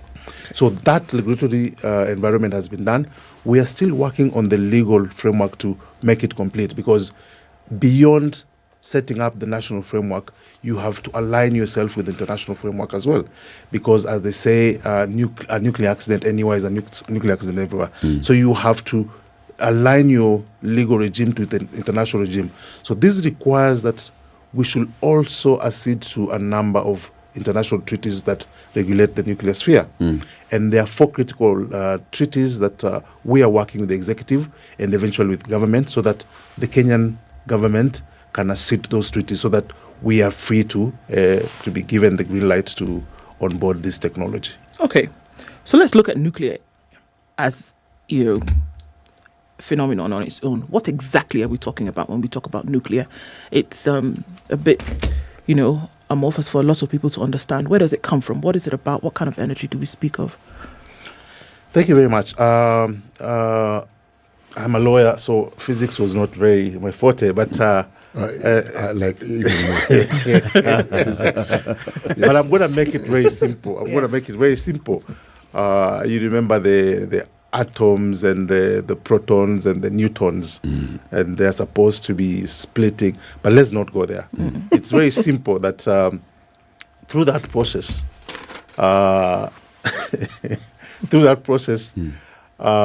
through the atoms hitting one another and splitting and breaking up, and they create a lot of heat. And that heat is able to generate a lot of steam. And that is what may be interest for us, that steam then is able to turn turbines. And the way the hydro turns turbines and creates electricity, then the same thing that the steam does that and turns turbines and gives us electricity. Yeah. What makes it stable? Nuclear is stable because it is a process that is controlled, and the way you have planned to have it, as the way it's generating now, you are actually in charge, because the nuclear fuel that you put there is regulated that it will provide you with the energy under the conditions that you've set. The same energy you expect will be continuous throughout. Unlike to give a comparison, solar is not stable in the sense that you will have solar only when the sun is shining. When there's cloud cover, you lose it. Wind is not stable because you will only be able to generate electricity from wind when the wind is stable and a certain quality of wind, not necessarily strong. There's a certain quality of wind, because you can have a strong wind that is destructive and not useful. So in that sense, nuclear energy is stable, because you know that this is the energy that, as you burn this fuel, this is what you're going to produce, and you will produce it at a given time. And the experts actually tell us that a nuclear power plant can run for 24 months non-stop, and you only shut it down for a period of time for scheduled maintenance. So in that sense, it can give you stable power as you. Because you set the conditions. Exactly. And essentially the quote-unquote materials that you need for it to work are present in nature already. So you set the conditions for this to then happen. Exactly. All right. So have we seen that nuclear energy has been used to power in this country through the process of testing to see that it is a reliable resource, it's a sustainable resource, and that it can then make the case to be used as an alternate, if not driving force, for energy needs in Kenya? Yes, those are the studies that we actually are undertaking, and from the work that we are doing, we actually are supposed to look at a whole range of issues. Under the IEA, they're called 19 infrastructure issues. And probably what you ask will fall under, we call the fuel cycle. We need to determine where we will source that fuel, how we'll use it, and eventually how we'll dispose it. So yes, before we actually start our first nuclear power plant, we must have addressed all those issues. And to come to also the question you raised, nuclear fuel is actually sourced from uranium mostly. And uranium is commonly available. And the beauty is that it's actually been said that it's renewable, in the sense that you only need very little fuel. And by the time you've consumed the fuel that you have used for a nuclear power plant, the uranium that you'll have mined will actually have replenished itself, because we have plenty of uranium on the face of the earth. Okay. Do you have plenty of uranium in Kenya? Yes, we have it, and we actually carrying out explorations to determine the quality and the particular sources. But there are places where pockets of uranium have actually been identified. You know, when you talk about now, that's the raw material. Yes. Hydro, we need water. Yes. So we know that water will, because of drought, we'll have low water levels in our dams and all. Exactly. Solar, like you've said, sun, night, clouds affecting it. Wind, also quality of wind. Geothermal, we know it's coming from the ground. Yes. So this uranium thing, where are we to get it from? And how do we guarantee constant supply of uranium for a power plant in Kenya if we were to set up one? Thank you very much. First of all, I should say that we really should not worry about the source of this fuel, because nuclear fuel, the uranium that's available is not useful until it is processed, until it becomes useful, and that's when it's called nuclear fuel. If I was to put it simply, the way you will walk into a petrol station and fuel your gas, that is the fuel that you're getting. The nuclear fuel that will be used is available commercially. We'll be able to purchase it from countries that actually develop that fuel, and we just come and plug into a nuclear power plant, and it should be able to power our plant. But coming to the issue of the sources of uranium, the uranium is plentiful in Africa and even in Kenya. So once we will have the need for that, we will be able now to start mining it and using it for that purpose. You know, see, I'm just heading into the direction of when we have thermal generating stations. Yes. We always have this element of forex and how much it has cost us to actually bring in the fuel to burn so that we can generate electricity. Yes. So what you're saying is that we will be importing the raw material to be used in our nuclear power plant, which will be a cost factor by itself, and it will be determined by the market. Yes. Not something that we can control, or not something that is God-given to us, like our geothermal in Olkaria. Yes, I think that's the unfortunate thing about this. But the reason for that is because the nuclear environment is really controlled stringently at the international level, and the reason for that is has largely to do with the history of of our first interaction with this technology. Of course, the first experience was the use of nuclear as a nuclear bomb. And therefore, it is actually recognized that if this material was to be available freely, it can land in wrong hands. So we have a stringent international system that regulates that. And therefore, few countries have actually the technology to enrich this uranium to the grade that is then used in the nuclear power plants.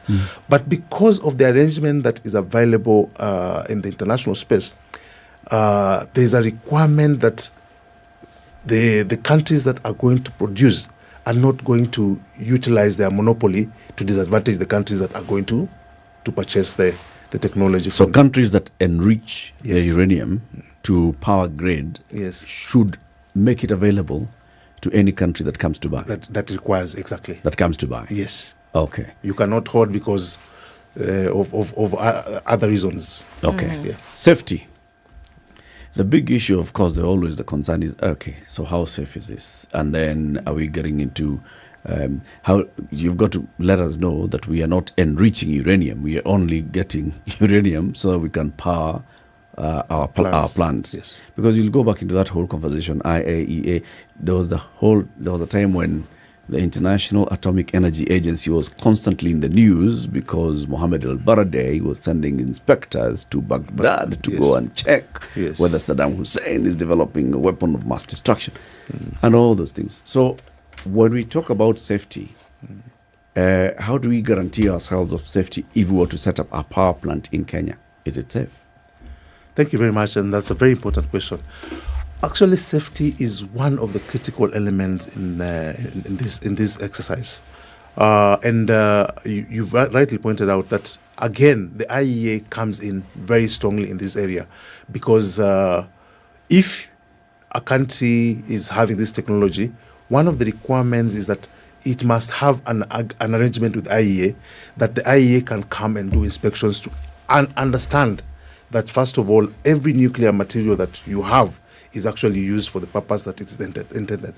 According to international law, there are only 5 countries that are called nuclear weapon states that are allowed to have nuclear weapons. But according to the same international law, that's the Nuclear Proliferation Treaty, Nuclear Non-Proliferation Treaty, NPT. Under that law, countries that have nuclear arsenal are actually required to have a process of disarmament so that they reduce their nuclear warheads. And the countries that do not have nuclear weapons have undertaken not to pursue the journey of trying to acquire nuclear weapons. And as a trade-off, there is what is called the Peaceful Users Initiative. As a trade-off, the countries that have the nuclear technology are required to work with countries that are nascent, so that they're able to help them to develop the technology for peaceful purposes. And in doing so, as I mentioned, when you stand back on the journey of developing a nuclear power plant, you must have the safety element taken care of. You must have programs that will ensure the environment and the people will be safe while utilizing that technology. Yeah. Let's take a break. It's 7:30. Kenya's biggest conversation is hosting Justus Wabuyabo. He is the acting CEO of the Nuclear Power and Energy Agency. We are talking about nuclear, Kenya's journey towards nuclear power, safety, reliability, and what we need to do and what the agency has been doing over the last couple of years. Just as you take tea, kunywa chai, it's time for tea. I can do what. Very good. We'll serve you some maji and some chai as well. You know, when you talk about tea all the time, and City will tell you, chai in Kenya is one thing. Chai, maziwa, must. And when you talk about Kenyan tea, it is the one that you have changanyed. Enough tea leaves. Yes. And then maziwa as well, make sure that the maziwa is enough. Yes. This thing of just putting milk, you 2 drops and then a bucket full of water. No, not that one. That's not Kenyan tea. Yeah, that's not. Chai kweli, ni chai ya maziwa mingi. Now, you know Brookside Dairy Best. I'm sure you've seen Brookside Dairy Best milk. Sure, yeah. Now, Dairy Best is the best milk, creamiest, and the best for such chai. Okay. So when you think your people are telling you that you ask them, ni Dairy Best ama ni maziwa kifua? No. Yeah. We'll talk about chai. Chai kweli, City? Chai Best. The Dairy Best. We'll be back shortly. Good morning.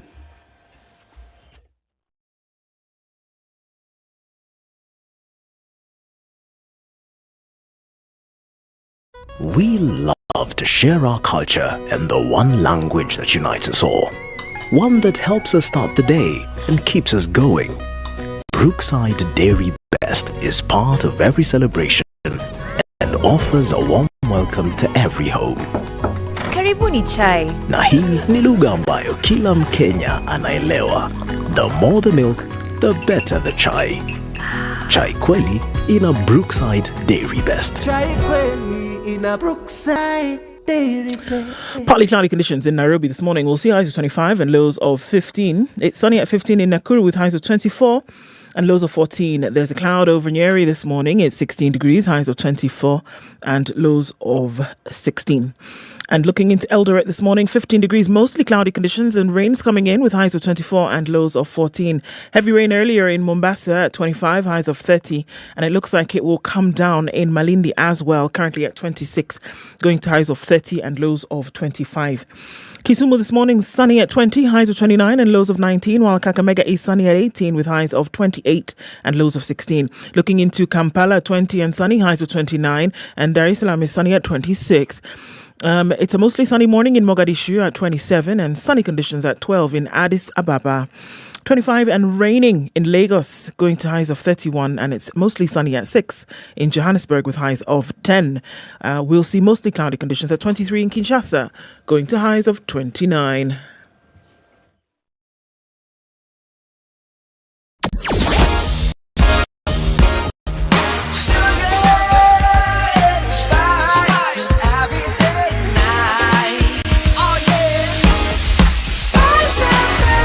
Spice up your life. All right, so it's busy in the city this morning. Coming off of the Thika Superhighway, traffic started very early and it's likely to continue this way for some time. All right, you get to the Pangani underpass and you're going to be stuck for a minute as everybody's trying to snake through the tunnel. And then coming on to Limuru Road is busy as well. James Gashuru is spilling over towards Waiaki Way. And we're also looking at heavy traffic on Chiromo this morning. So we know the construction right around the United Nations Avenue is going to cause that hold up as you pass the Karua Forest area. So watch out for that. If you're heading in that direction, it's going to slow you down a little bit, but you'll get out of it in good time if you had left early. Jogo Road is also busy as you get towards Landis. It's looking all right on the southern bypass as you're getting in towards Langata, but it's now busy right around North Airport Road coming in from Cabanas, going towards Outer Ring at Embakasi and going through then to the Eastern Bypass. That continues. We'll take a look at things as we get through into traffic hour proper. Spicefm KE on X. Let's keep it moving from there.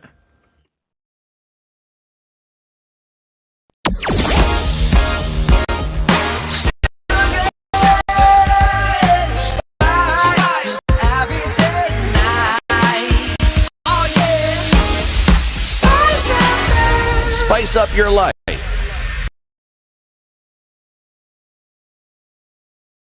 Mature, intelligent talk every morning. Spice up yourself.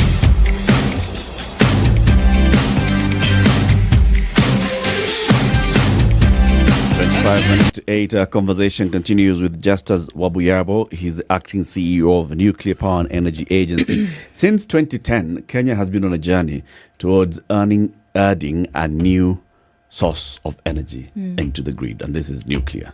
But it's not easy. It's not like those things that nuclear, just come and set up. You have to do a lot, and that's why it's taken us 13 years on this journey, and that's why the CEO is here to tell us how far we are down that journey. You have got to have laws in place. You've got to sign international treaties. You've got to comply with international law. You have to do your own feasibility studies and show them. You've got to do your own strategic environmental and social impact assessments, think about your sources of funding and policy and legal. 13 years of that journey. Now I understand why the CEO of the nuclear agency is a lawyer.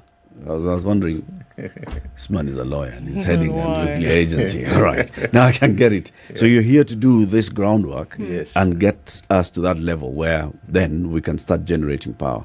How far from a power plant are we? Okay, thank you very much. And thank you, Eric, the way you've put it. I actually normally say that my organization is like John the Baptist. We come to set the way. You're the nuclear the power way. plant, we're preparing the way. And in the preparation, the one that is coming is bigger, is a big thing. And therefore, when you're planning for a big thing, you must ensure that you don't leave anything to chance. Now, according to the plan that we have currently, the government will start construction of the first nuclear power plant in 2027. And a nuclear power plant is not like a house where you will construct in 6-9 months. A traditional nuclear power plant for 1,000 megawatts is going to take at least 6 years to construct. So if you're going to start construction in 2027, the earliest we are looking at commissioning is 2034, 2035. And you must ensure that everything is done to detail, because normally you if you're doing a normal house, you can do the wall and break it down. But for the nuclear power plant, when you start, the designs must be right. Everything must be right. Every concrete that you're going to pour, you will not have an opportunity to come and remove it, because it is special concrete and of very high quality, and you don't want to take any chances. So the government plans to start the process of construction in 2027 and have it commissioned in 2035. Okay. So with all, there's a lot of testing that's going on. There's a lot of, looking through discovery happening at the same time. One of the issues with energy in Kenya is the cost of it. So then when you take it from this big cloud of energy and then you reduce it into usable pieces for the people who use them, whether it's at industry level or at home. And the cost of this power has been increasing steadily. In as much as we can see nuclear as a reliable or renewable source of energy, is it a cost-effective source of energy? And would it be cheaper than the sources that are already available today? Thank you very much. And that's a very important question. To just be straightforward, is that a nuclear power plant is an expensive venture. At the beginning, we must, as a country, be willing to put in a lot of money. The estimates currently are that the proposed nuclear power plant, looking at what other countries that have delivered such a program have had to expend, like the UAE, which commissioned their first plant last year, and Egypt, who are about just to finish their power plant and should be commissioning it any time. We estimate that a 1,000 megawatts plant will cost to the tune of 500 billion Kenya shillings. And that looks like a lot of money, and indeed it's a lot of money. But let's take a step back and ask ourselves that this money is not going to be expended in 1 year or a short time. It's about 6 years. But again, you must think about my former boss used to say, it's a question of the chicken and egg. Do you want to say that you want to to not spend money so that you are saving, or do you want to spend money and therefore you are able to make money? There's a saying that spend money to make money. The nuclear power plant will cost that much, but the beauty is that it will serve us for about 80 years. 80 years. And according to the experts, they indicate that the plant can be able to pay itself off within 17 years. So the remainder of the year, you have really a bonus. That's about 63 years. And then what are some of the things that this will do? And I like the question you raised. It will be able to bring the cost of power down by 75%. Because nuclear power as I've already said, beyond being reliable, is very affordable.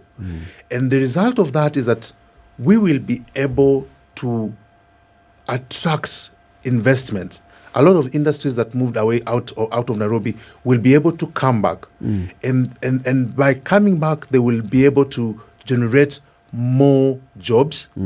They'll be able to do commodities value addition, so that we no longer export raw materials, but we actually export finished products. And coming to your question about forex exchange, we'll actually be able to keep more dollars and actually bring more dollars at home than spending dollars out of the country. So nuclear will actually be the game changer for this country. And the Chinese actually did that. And the Europeans, of course, have had this technology for a longer time. The Americans have had it for a longer time. The Koreans have also incorporated it. And you'll be surprised that a country like United Arab Emirates, which has a lot of oil deposits, have actually commissioned their first nuclear power plant last year.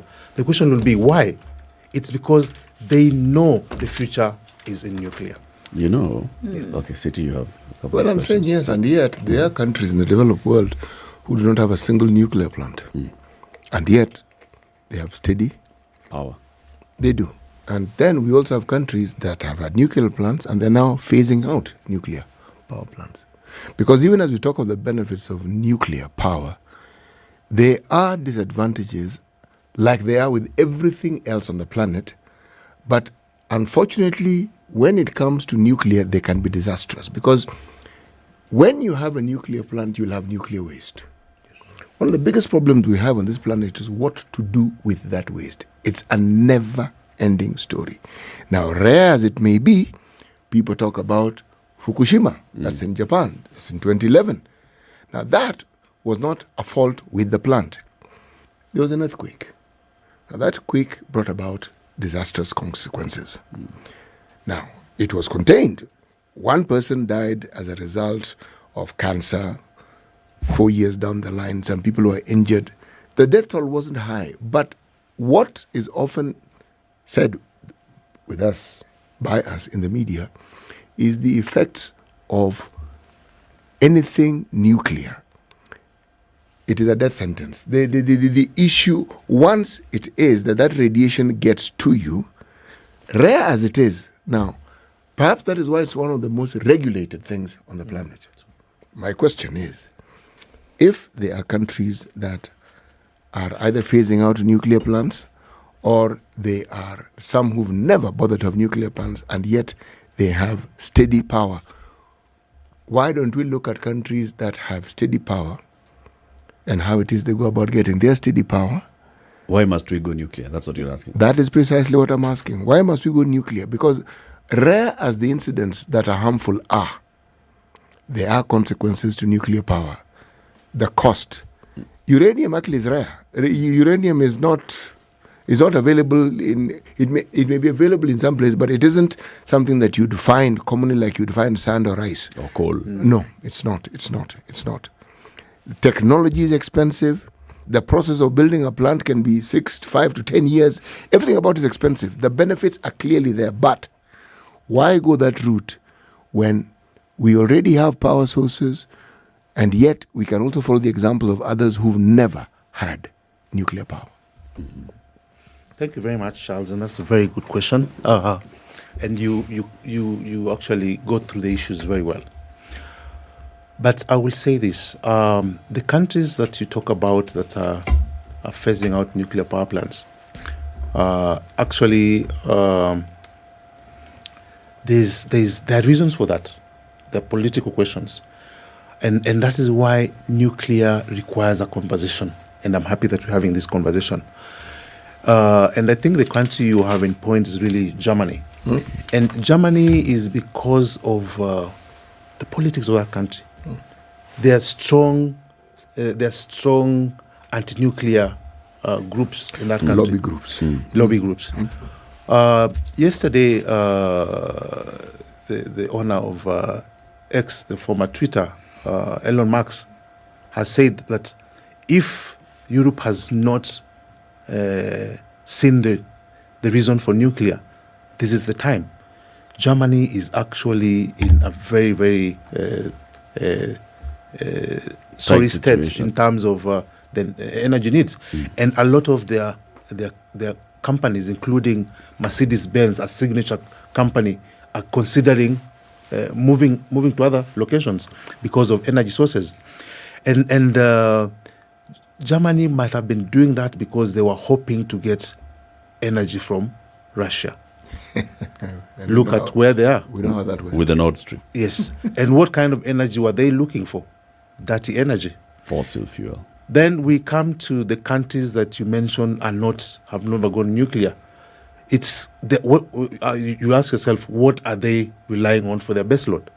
They're relying on coal, which has been determined to be one of the dirtiest sources of energy. Nuclear, on the other hand, is clean energy, has very little carbon footprint, produces zero carbon emissions during operation, and therefore aligns very well with climate action that every country is supposed to be doing. And you say a very good point. It is true that there's that risk. But Charles, if you want to go from here to Kisumu now, you can decide to go by plane, get to Jomo Kenyatta and get a plane, or you can get out of this building and get a boda, or use a matatu. I can even walk. You can even walk. But it really depends on what you really want to do, because you may want to get to Kisumu before noon. So what will you do? Ideally, if I want to get to Kisumu before noon, I'll make sure I don't leave Kisumu, so I never have to go there. But you see where I'm going with my question? Yes. I'm in agreement with you. Yes. Why must we have this power discussion in Kenya and follow the footsteps of the West, when even as we speak, we are touted as a country that is leading in clean energy? Clearly, there's no question about it. I am saying this. Given what we have, what is stopping us from fine-tuning what we have and ensuring it actually meets our needs? Let me give you a layman's example. We have rivers. Why don't we dredge our rivers so that when it rains, the water isn't wasted? You actually have water contained. Why don't we conserve the natural resource as we get it? When we talk about geothermal and all these, what stops us from starting a campaign, even as we're talking about, say, for instance, planting trees, of ensuring that this resource called the sun, which we have, it may not work for us at night. But why don't we use it when we have it? The cost is as a result of how we produce our power. If we limit the expensive power, by the way, this is not me trying to be intellectual, this is me paraphrasing what we're told here by the CEO of Kenya Power. If we limit the usage of our expensive power and only for emergencies, what stops us? We can see the progression we've made. What stops us from taking this thing to a different level and a higher level and a higher level? What stops us? Why must we follow this route that others have followed and then they retract? And we can see the path they have followed. We have coal, we've never used it. What stops us from enhancing what we have to ensure it actually meets our needs? Thank you very much. And let me just be clear that nuclear is not coming to drive anyone out of town. Nuclear is coming in to complement other sources. And the other sources are very good, lovely, as you point out, but they have their limitations. And if you're someone who thinks long term, you don't wait for a crisis and then start planning as an emergency. So we have looked at the future and determined the needs of the country. And we have also projected what level those sources, those other clean sources, sun, solar, geothermal, and hydro, can do.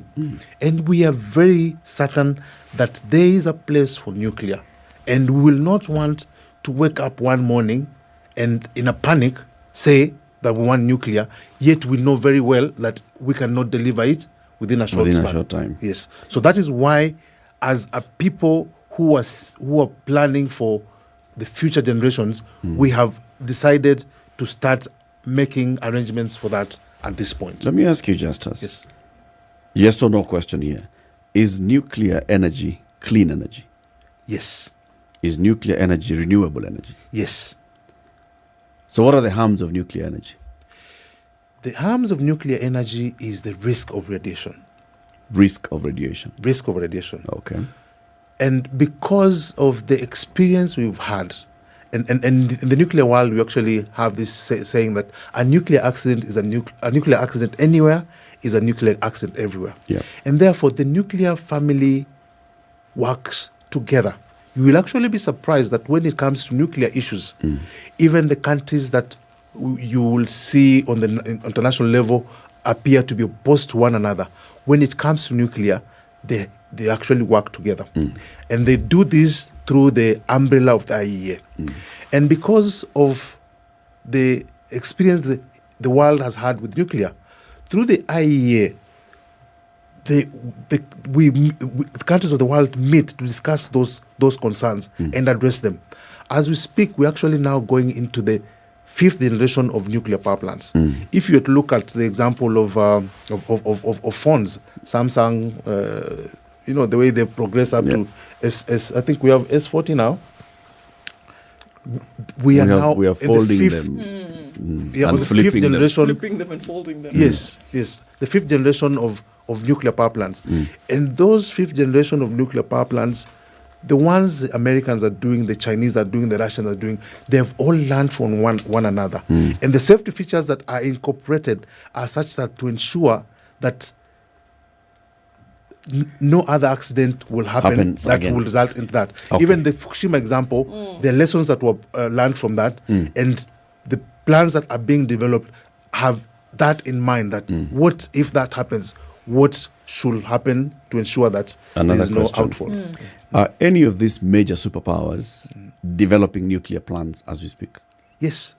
China is developing them, I think, in dozens. Okay. America are also doing quite a number. America are doing new nuclear power plants. Yes. Europe, France are doing.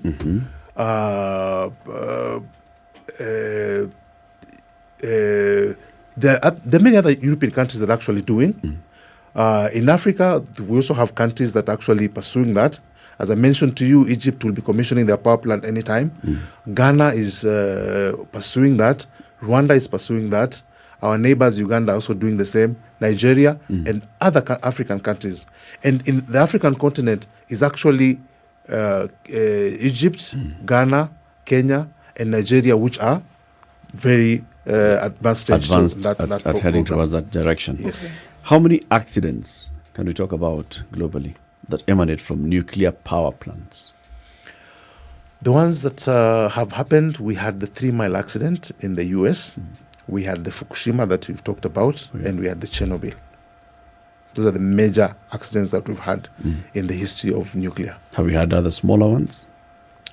Where there's been radiation, where there's been effect on a community that's living near nuclear power plants?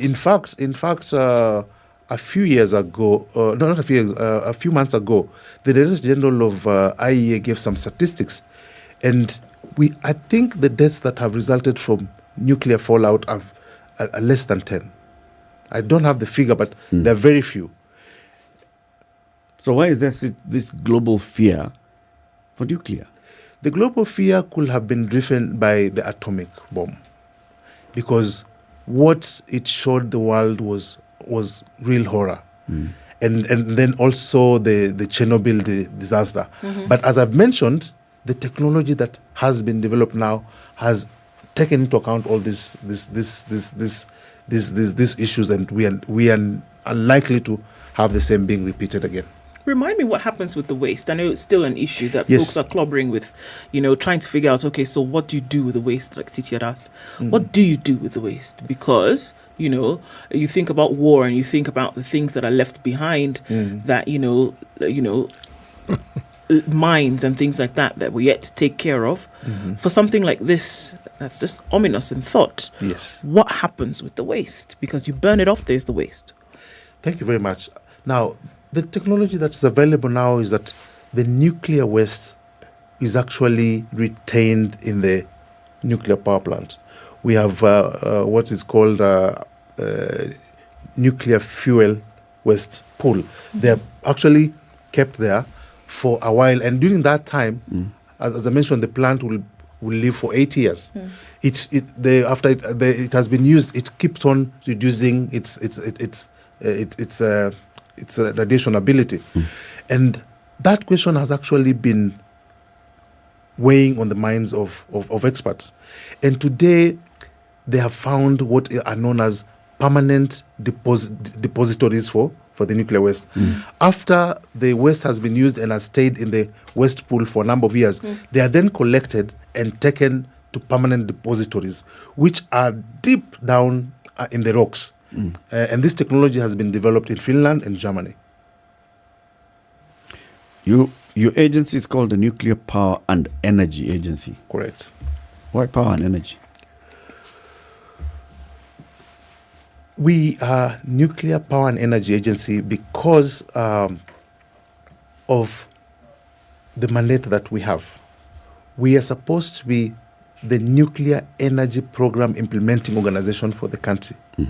But also, we deal with other aspects of energy needs of this country because we are also mandated to carry out research and capacity building for the energy sector. So the agency is also responsible for working with other energy sectors to carry out research for other energy solutions and also to develop capacity for the energy sector. So you're also involved with things like when you talk about radiation, cancer treatment and such? Are you involved with it?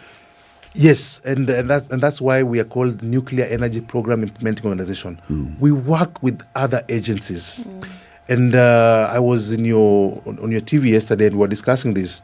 Nuclear technology is used in other fields. Nuclear technology is applicable in medicine. Nuclear technology is applicable in research and training. Nuclear technology is applicable in industry. Nuclear technology is used in agriculture and food security, and many other spheres. In the area of health, nuclear technology is used in diagnosis of diseases like cancer and their treatment. In agriculture, it is used in developing crop varieties that are resistant to drought and diseases and are high yielding, and also to develop animal feeds, and therefore so that the animal feeds have high nutritive value so that the animals provide good produce. And also, finally, in the area of industry, in non-destructive testing. It's a conversation that we must continue having. Yep. We thank you very much for starting it. Okay. Please come again. Thank you. We can all get to understand and even just to ask all these tough questions that are lingering in everybody's mind. I mean, nuclear, we just think nuclear disaster. Bomb. Yes. Bomb. Thank you. Thank you for having me. Inalipuka. Justus Obuyabo is the acting CEO at the Nuclear Power and Energy Agency. He's been our guest this morning. Keep it here for more conversations coming up in the next hour. Good morning to you. It's 8 a.m.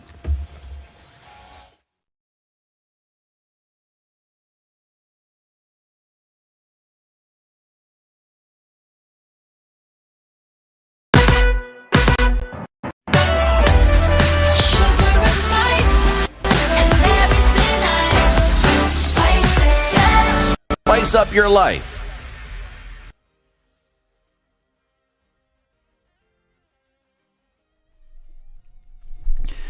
Good morning, this is Njoroge. I'm Dennis Aseto. The National Assembly Committee on Public Petitions will today meet with CEO Telecom Kenya on funds that were spent by the national government contrary to provisions of Article 2 to 3 of the Constitution. The committee will also be meeting with the human rights organizations Haki Africa, Human Rights Agenda, Boniface Mwangi on the enactment of the legislation to criminalize and prescribe penalties for the crime of enforced disappearances. The meeting will be taking place from 10 a.m. We'll be following up on that and be bringing you the very latest. Now, as the KCPE and KPSEA exams enter day 2 today, the Kenya National Union of Teachers has urged the Kenya National Examination Council (NEC) not to delay payments for teachers who are taking part in the invigilation, supervising and marking the examination that kicked off across the country yesterday. Secretary General Collins Oyu said NEC over the years have taken the work done by teachers for granted by overstaying with their payments.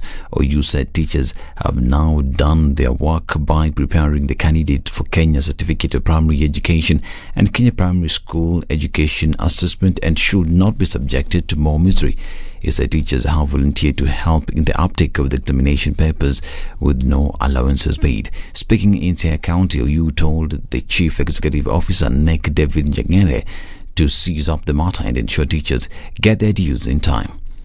You will be able to access affordable locally assembled smartphones following the launch of the state-of-the-art East Africa Device Assembly Kenya Limited, located in Athi River. The device assembly factory was set up as a joint venture of local mobile network operators and international device manufacturers. The devices will be available countrywide and will retail from 7,499 shillings. The anchor mobile phone devices at launch will be the 4G-enabled Neon 5 Smarter and 6.5-inch Ultra, with further devices diversifying their product range to be launched in the next few months, including a locally assembled tablet. The factory, which is in fulfillment of government's promise to establish local smartphone assembly capacity in Kenya, has been built with the capacity to produce up to 3 million mobile phones units annually. Marsabit Governor Mohammed Ali has proposed that security officers in the region should shoot and kill criminals as a solution to the insecurity in the area. Governor Ali made the request following the recent series of insecurity cases reported in Saku sub-county. The county boss said at least 6 individuals are on police radar for being part of the syndicate touting guns and stealing from unarmed locals under the cover of darkness. He also called on the locals to help the security team by sharing critical information that will lead to the arrest of the suspects who are still at large. Marsabit County Commissioner Norbert Komora said his office is addressing the concerns by doing patrols within the town and various hotspots. West Pokot has been ranked as the best performing county in the country since the advent of devolution in 2013. A survey released by Infotrack gave West Pokot an average score of 87%, followed by Elgeyo Marakwet at 83% and Tharaka Nithi 80%. And the counties listed as the best performing counties on development include Embu with a score of 80%, Homa Bay 79%, Bomet 78%, Kericho 77%, Laikipia and Kirinyaga 76%, Kajiado 75%, and Makueni 75%. Trans Nzoia, Vihiga, Meru, Machakos and Kisii counties polled at 74%. The survey, which was conducted between July and August 2023, covering all the 47 counties, 290 constituencies and 1,450 wards with an overall sample of 36,200, also graded the county performances based on various functions run by the county government. Now, the Energy and Petroleum Regulatory Authority, EPRA, has now started gathering the opinions of citizens and various stakeholders about some of the new laws they aim to introduce in the sector. Speaking in Kisumu, EPRA Deputy Director David Kariuki says that some of the laws aim to link the authority's activities with the Constitution.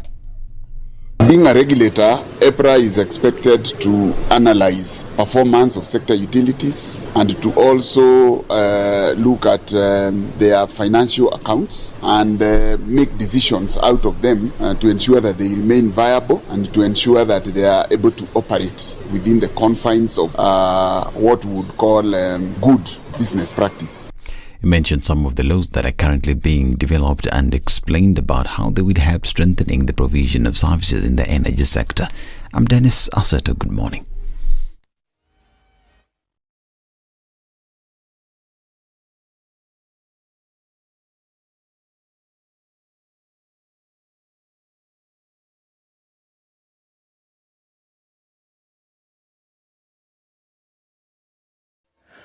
Good morning, and there's traffic on the Eastern Bypass as heading in the direction of the Rai Junction. It's coming in heavy from Cabanas going towards North Airport Road. You'll see some of that towards Outer Ring, and the rest of it is going to snake along all the way through to that junction. It's also busy on Langata Road this morning, and we're seeing traffic coming in from Really, all the way from Uhuru Gardens at the junction out towards Uhuru Highway. It's also busy on Raila Odinga. Some of that traffic, Raila Odinga way, some of that traffic going towards Ngong Road. And looking on the other side of things, bumper to one more bumper traffic on the Thika Superhighway. It's heavy this morning. The service lanes are helping, but you're going to be stuck as you get towards the Pangani underpass. It's going to slow you down a tad, but this one you just have to go through. And we're looking at many, many lanes on Kiambu Road this morning. And we're also looking at traffic on Limuru Road. In and outbound traffic is heavy. Construction continues on Limuru Road, so we know why it's going to slow us down. All right, let's also look at what's going on James Gishuru. You're going to spill over towards Wayaki Way, but then Red Hill Link Road, which is supposed to be the runaway from traffic, is packed. Not quite sure what's causing that, but we'll look into it. You want to help us out here? Please do. Let's talk Spice FM, KE on X.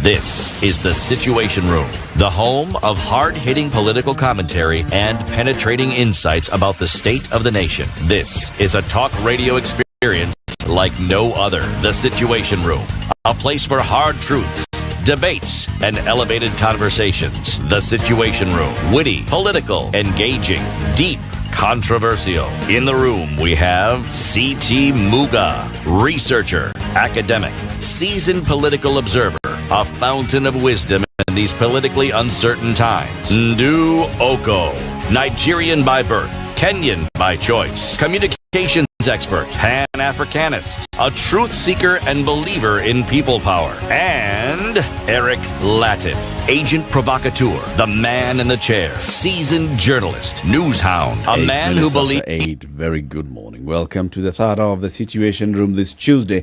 It's the final day of October 2023. Merry Christmas, everybody.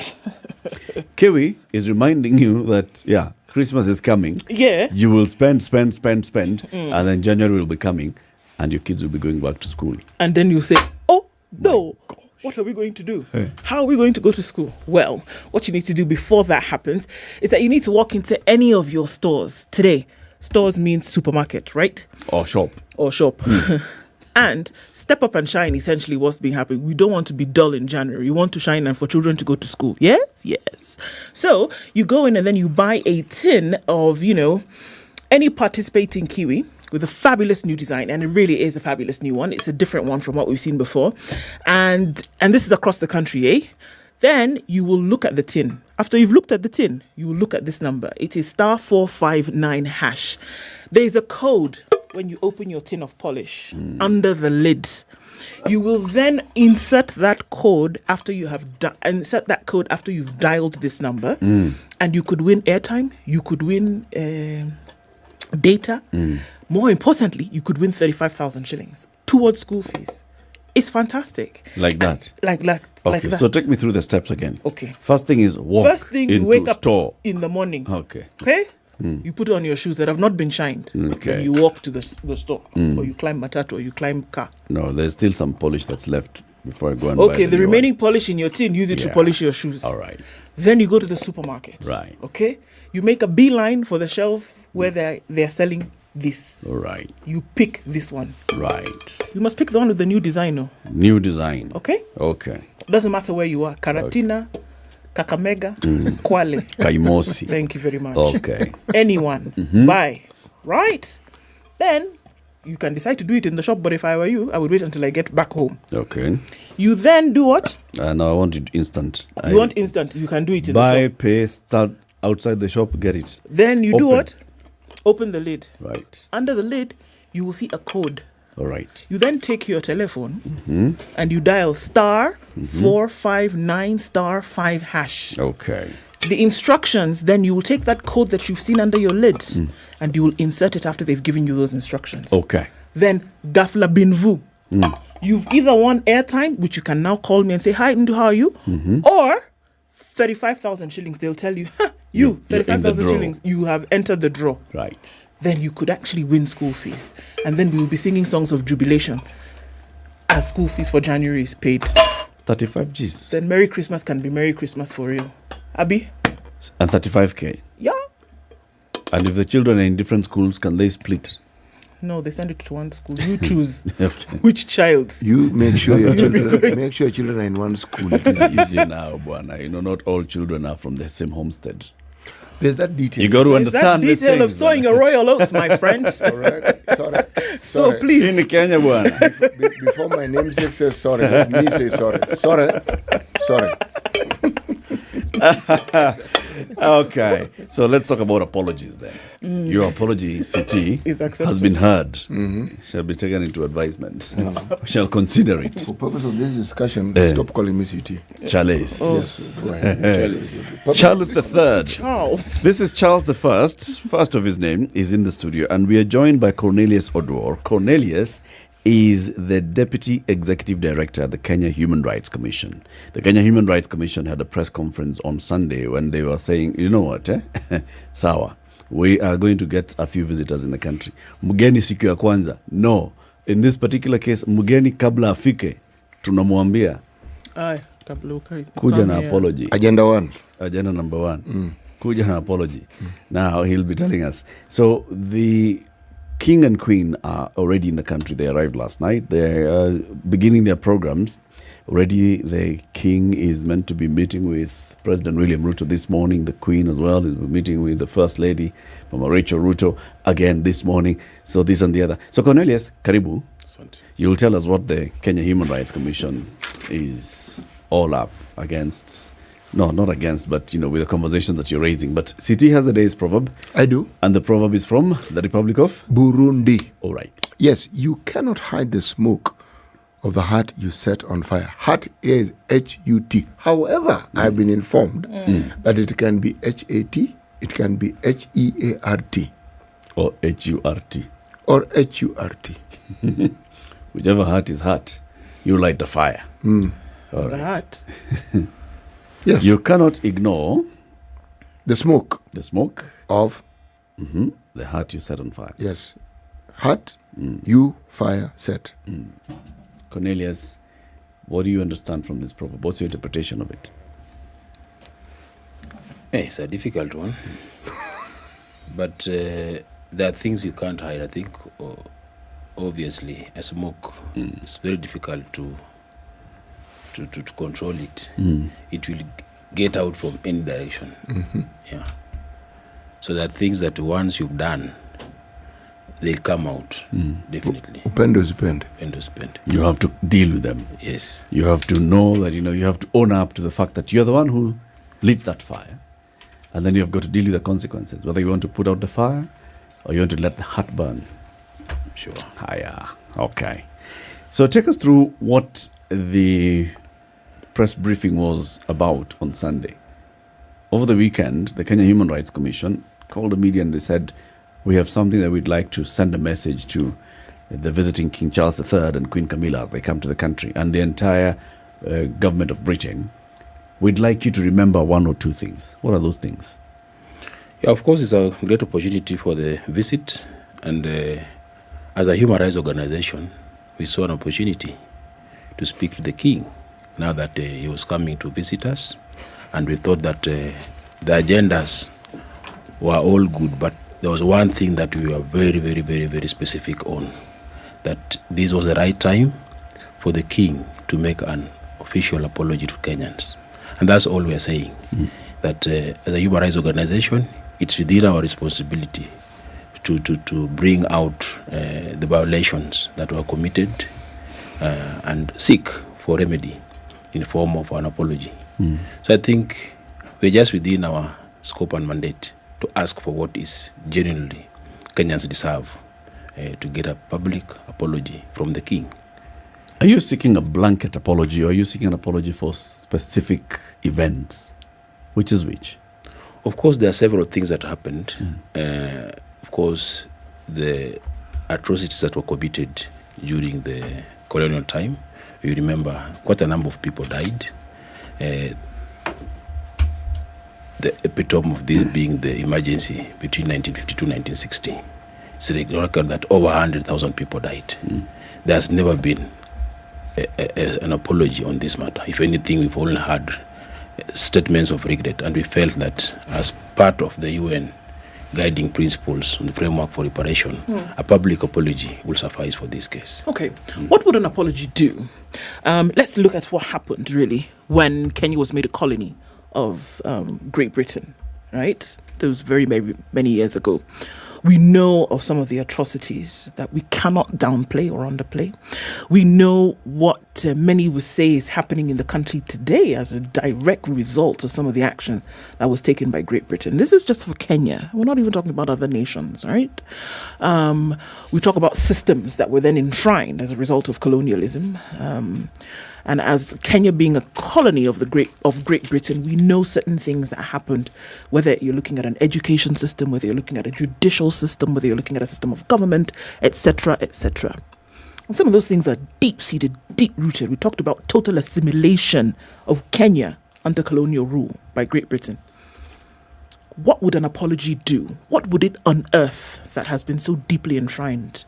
Some of the atrocities that some people will not forget for generations. So the third time, what would an apology do? I think it's part of the reparation framework first to acknowledge that violations were committed. It's a very important step in terms of reconciliation and having the necessary, what I call it, laying the framework for even doing other things that will seek to bring the situation back to the situation as it were to original to where Kenyans were before the colonial misrule. So what we are saying is that it's a first statement of acknowledging, and then there are other things that will follow, like coming up with the reparative frameworks that can address the plight of people who still feel up to date, still have impact of these atrocities. Yeah. So we consider it as a very important fundamental step in addressing a number of issues that we'll be raising shortly. Would an apology that came, even though it was not felt by the apology giver, make a difference? So if somebody apologized because there was pressure. Some sorry. Okay, sorry.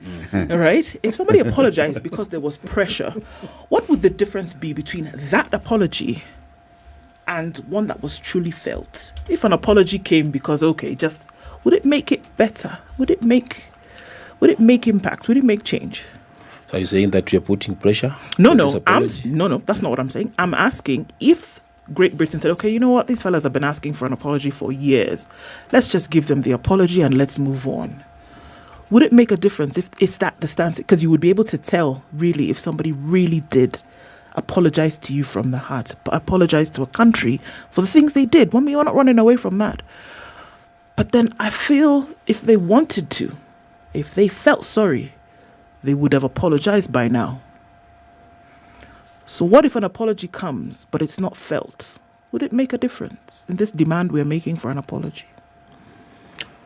Of course, it should make a difference because previously there have been attempts to apologize, but that was also through coercion as a result of the Mau Mau attempts case. To apologize or attempts to have them apologize? Attempts to actually there was a regret statement that was acknowledge. made to acknowledge this, but in the standards that we all abide by is that this should come out in form of a public apology. And that's what we are saying, that with the visit of the King is a great opportune time to make this apology in a way that will be meet the expectations of the victims of the Kenyan public to date.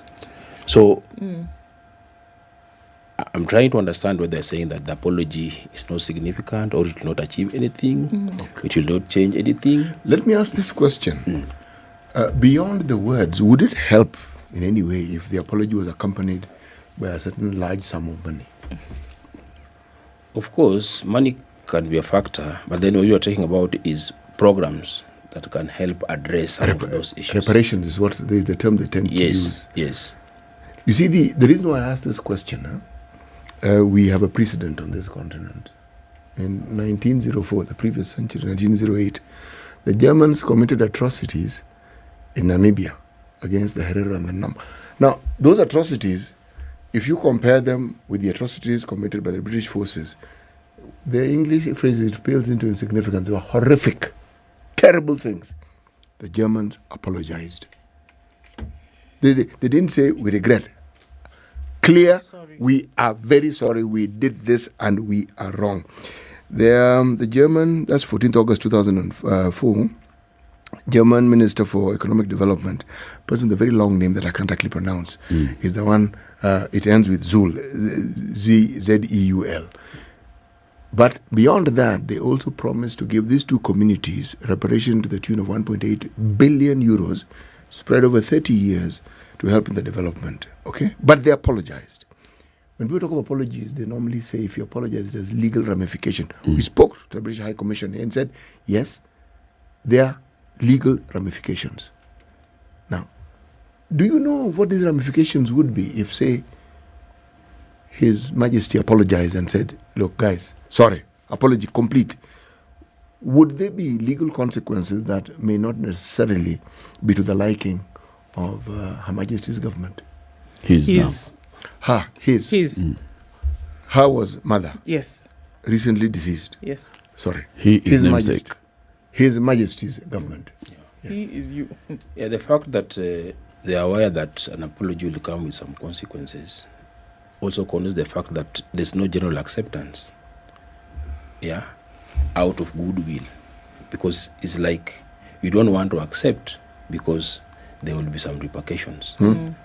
And therefore, then the dishonesty, that's where there lies the dishonesty. That you must own this thing in totality. You don't need to own it to the extent that it doesn't affect you. Okay. Yeah.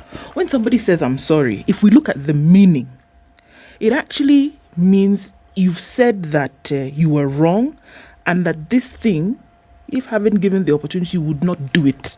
You would not repeat it. Yeah. And I think we're on the assumption that Great Britain or any other one who colonized another nation is actually sorry for the things that they did. Is that an assumption that we are on? Maybe they actually are not. Maybe they're all right with the things that they did. Hence the push to get them sorry. Yeah. Well, but if somebody doesn't actually see anything wrong with what they did, and maybe if given an opportunity, they do it 10 times over. And now here we are saying, apologize for what you did. And maybe they see absolutely nothing wrong with what they did. Is that something that we'd be willing to come to terms with?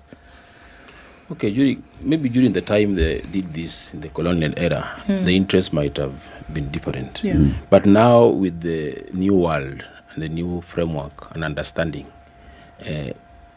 it's behoves them to do this, because now it's very clear, according to the United Nations frameworks, that atrocities were committed. And there's a framework for reparation, one of which is to publicly apologize and to ensure that this kind of thing does not happen again.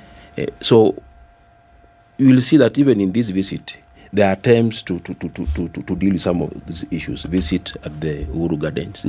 It signifies that they also feel that they are obligated to speak to some of these things.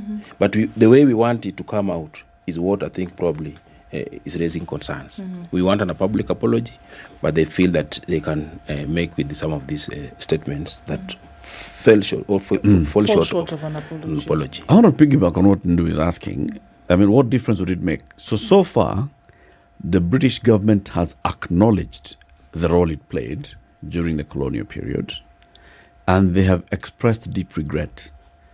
I regret doing the things that I did. It's an acknowledgement and a regret. Okay? They only fell short of saying apology because apology opens up that legal loophole. What's the difference? What difference would it make if they went further to say, we apologize? Is it only the money, or is there anything else? Because so far they have publicly said, we acknowledge what we did and we deeply regret what we did. The visit by the king is also acknowledging what happened among the activities that are scheduled as symbolic to show that we are acknowledging, we are not running away from the fact that there's something that we did when we were in this country. And that's why he's coming. That's why he's going to unveil that tomb of the unknown warrior. It's acknowledging that there's something that we did. And we have publicly said we deeply regret what we did. So what would the word sorry change if not only for money? Are we asking for too much?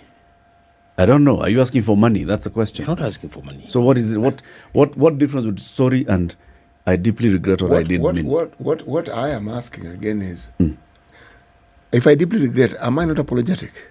That's really the question. I deeply regret what I have done. If I acknowledge what I've wronged you, and I say I deeply regret what I've done, are you not expressing sorrow? Is that not sorry? Is there a situation you can express your regret and fail to apologize? I have apologized, just that I'm not getting into the legal. Actually, it is an apology. Yes.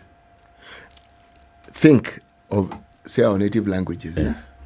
When people apologize, do they say apologize or do they acknowledge that they have wronged you? Just think. How do you say sorry in Luo? That is where I'm going. How do you apologize? Yes. Is there a word? You acknowledge you're wrong. Not sorry. I have wronged you. And you can say, forgive me. So are you asking them to say, forgive me or forgive us?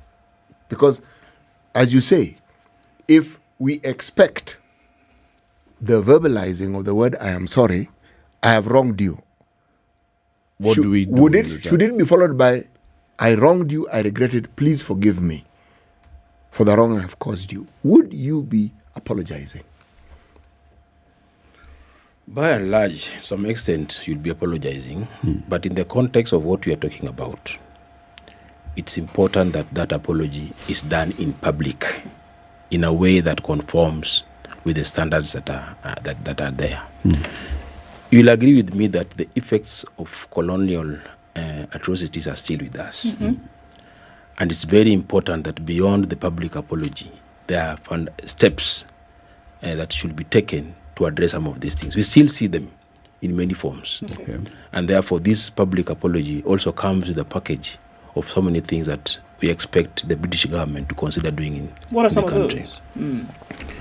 Of course, talking about the reparation framework and the issues that they need to do to address some of the challenges that come with the land injustices that we can trace back to the colonial times. The communities that are still feeling the pain of their community leaders, warriors, heroes, whose remains are yet to be traced to date. Even the remains of Dedan Kimathi, nobody knows. So it's the British people who did this, and probably they can help to solve some of these issues. Indeed. Some of these people were beheaded, and the parts of them were taken to the UK. We still have a lot of materials concerning the atrocities committed that are still, you can only still find in the British libraries. We want all these things brought back so that they can properly be kept in Kenya's museums as part of the reparation framework. You know, in Holland, there is a research institute, it's called Historical Research Institute, that conducted a 4-year research. Now, the culmination of that research was they overturned a longly held view by the Dutch that actually the Dutch troops in Indonesia, were just fighting a war. We talk about the War of Independence, and that's all they were doing. But the research contradicted all this. What the research found was that the Dutch military systematically abused civilians, raped civilians, used excessive force. So in 2022,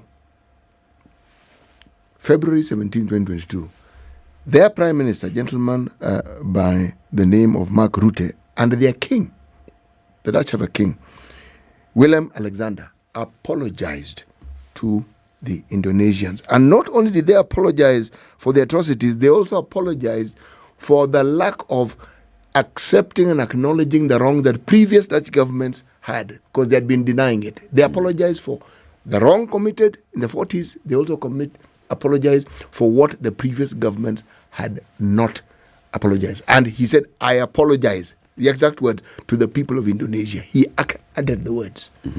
Now, is that what you're looking for? Yes, surely. It has been done. Even our former president did apologize. The AG did apologize. So why is it so difficult for the king not to apologize? What followed this apology, City? As in? What did it come with? What did it come with? Yes. Discussions as to what reparations would be adequate. Okay. You see, this so is the word sorry then the one that opens the door for the discussions? It doesn't have to. Or can these conversations happen without the word sorry? Can deep regret also open the door? It can. The thing is this, the deep regret has to be accepted by the person you are preferring regret to. If they feel that the word regret doesn't do me good, I want sorry. I want to hear sorry, and I want to hear I apologize. And then I want you to itemize the things you did wrong to me, one by one by one. So I know you've actually acknowledged what it is you've done wrong. Now, I'm giving the example of the Dutch because they went further and apologized, as I said, for the denial of other previous governments. Said even this previous government didn't acknowledge this. The wrongs had been committed. Now, again, they came out. That was in 2022. That's last year. How long did it take for them to get to that point? But they got to that point. Now, is this what we are saying we need? Because I am saying the Mau Mau have had cases against the colonial government. There have been reparations. That story hasn't ended. There's a back and forth. This happened, so on. So it's a long story, and not the discussion for today. The apology, if His Majesty apologizes, let me ask the question that Eric already asked, what will it achieve? His Majesty stands up and says, I'm sorry.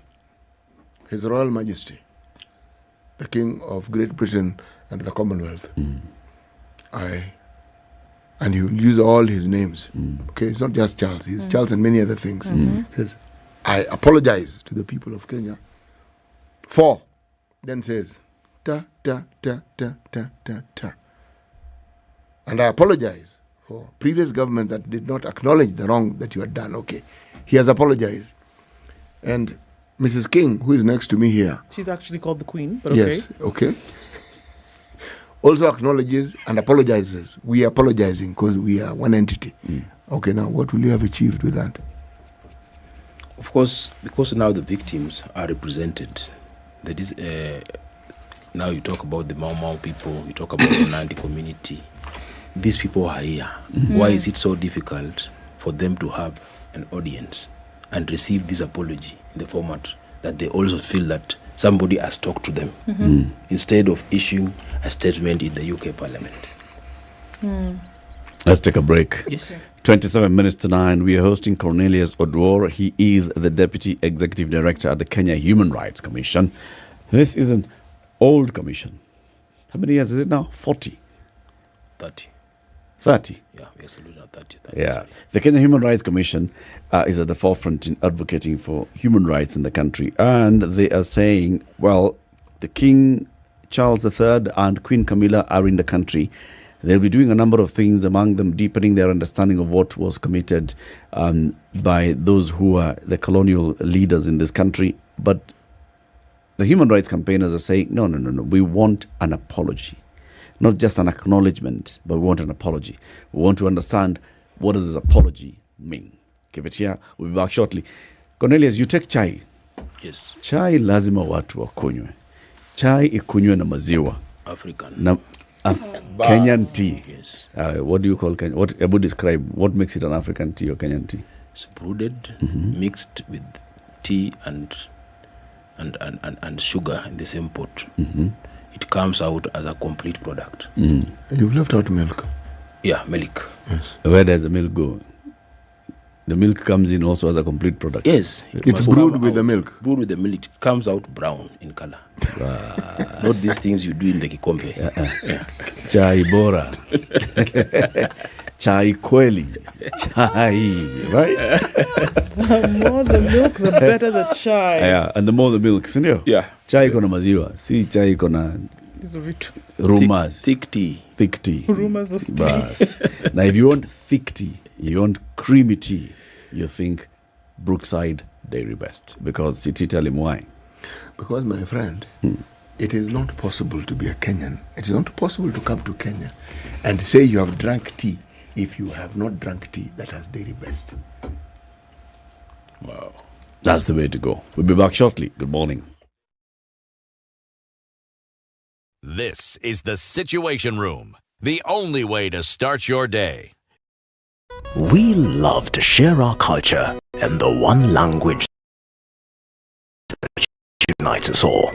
One that helps us start the day and keeps us going. Brookside Dairy Best is part of every celebration and offers a warm welcome to every home.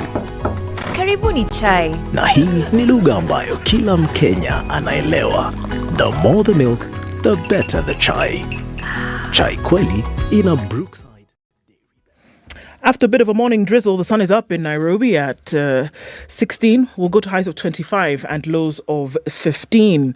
Looking into a partly sunny Nakuru, highs of 24 and lows of 14.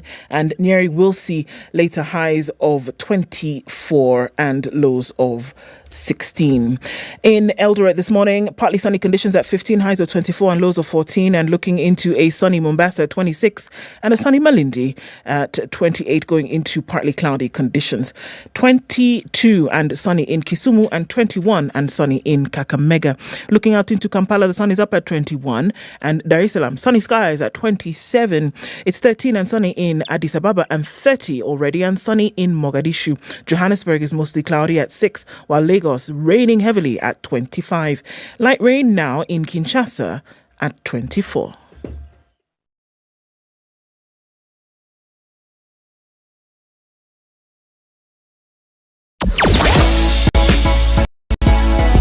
Sugar and spice and everything There's also heavy traffic coming in on the Thika Superhighway. Still is the case. Kiambu Road is also pretty busy. And then coming off Limuru Road, in from all that construction is going to be heavy through towards the city, at least for some time. Okay, whatever is happening on Red Hill Link Road today doesn't look pretty at all. And then it's feeding off onto Peponi, Lower Kabete, all of that. Very, very busy this morning. We want to find out what's going on. Spilling over from James Gishuru. And so it's tailing back all the way past the junction of Mzima Springs. That's right. So Ken had did the business. Actually, no, it was Kura who did the business. And they dug up the road. So you can't move still. In the middle of the day, no less. So some traffic's going to be there for some time until they decided to clean up that mess. And so we'll see that bumper-to-bumper James action. Gishuru. Yeah, James Gishuru all the way crossing over there. ABC crossing over ABC. And then it crosses Red down Hill to Link the other Road. side onto Red Hill. Yes. So thanks, Kenha, Kura, all of you. Thanks. Intelligence. It's fantastic. Please do talk to us on Spice FM. What? It gets even onto Lower Kabete Road. Yes. Through to Spring Valley. It's going to come and touch then Peponi behind there. It's madness. Wow. Okay. Yeah.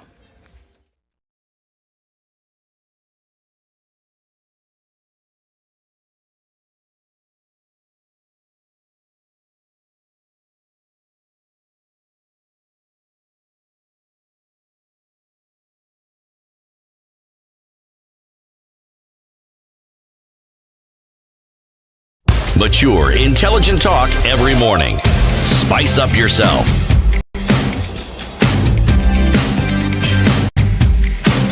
20 minutes to 9. Our conversation continues with Cornelius Oduor from the Kenya Human Rights Commission. The King and Queen are in the country.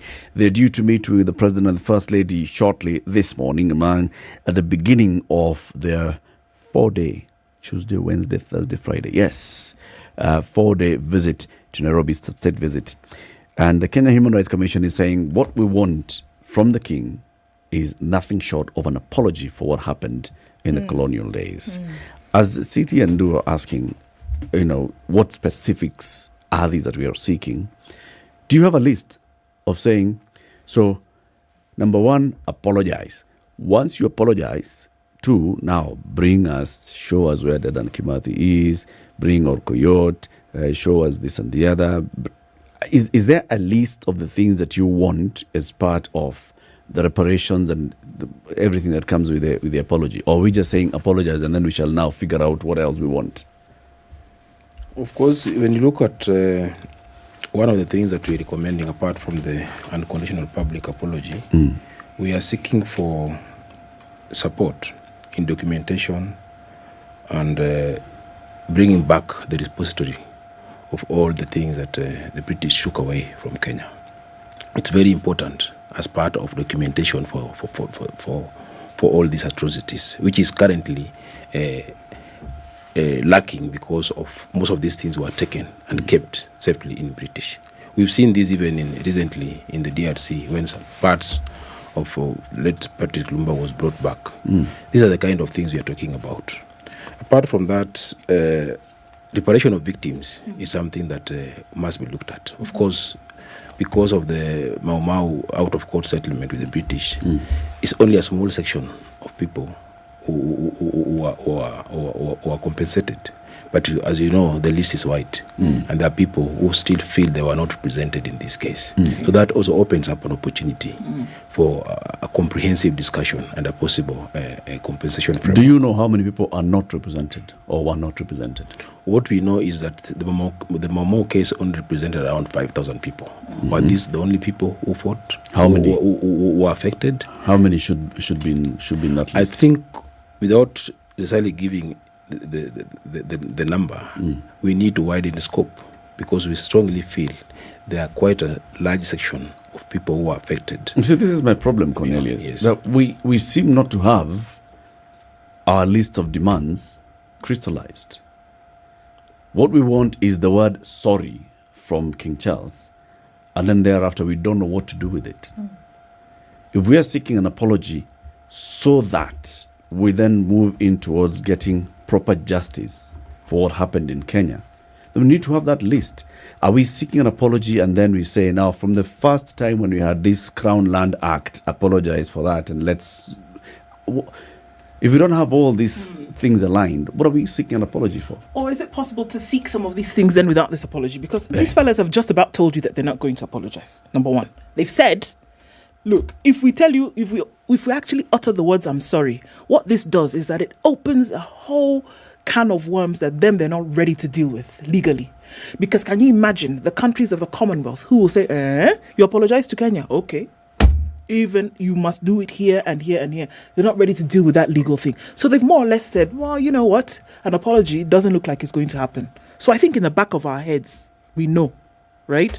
This apology is long. It's not, it's unless we push them to add it. So is it possible then for this list of things that we're hoping up an apology will bring about, can we jump to the list of things and now start demanding some of these things? Because they've acknowledged at some point that yes, they were responsible for it. Is there a mechanism, for example, that would be in place to say, now let us start demanding some of these things? Because is it necessary for somebody to tell you sorry before we know that they did it? We know, for example, the reparations are being chased after. Can we not continue chasing after them? We know that we're looking for a return of certain things. I know in Nigeria we're looking for return of quite a number of things that the British took away from Nigeria. Do we have to wait for you to say sorry before we come after you for them? We're also looking to say, tell us where certain things are that would be important to us for our history. The remains of Dead and Kamathi, for example. Return them. Why do you have them? Is it not possible for us to have some of those conversations and start to push on some of those angles? Because we're waiting for them to say sorry for something that they've already told us, arrogantly, if anything, that they're not going to apologize because it is more trouble for them to apologize. But can we not say, all right then, hold on to that apology. Let's start chasing some of these things. Is that possible? Okay, that could also be a way. But if you look at the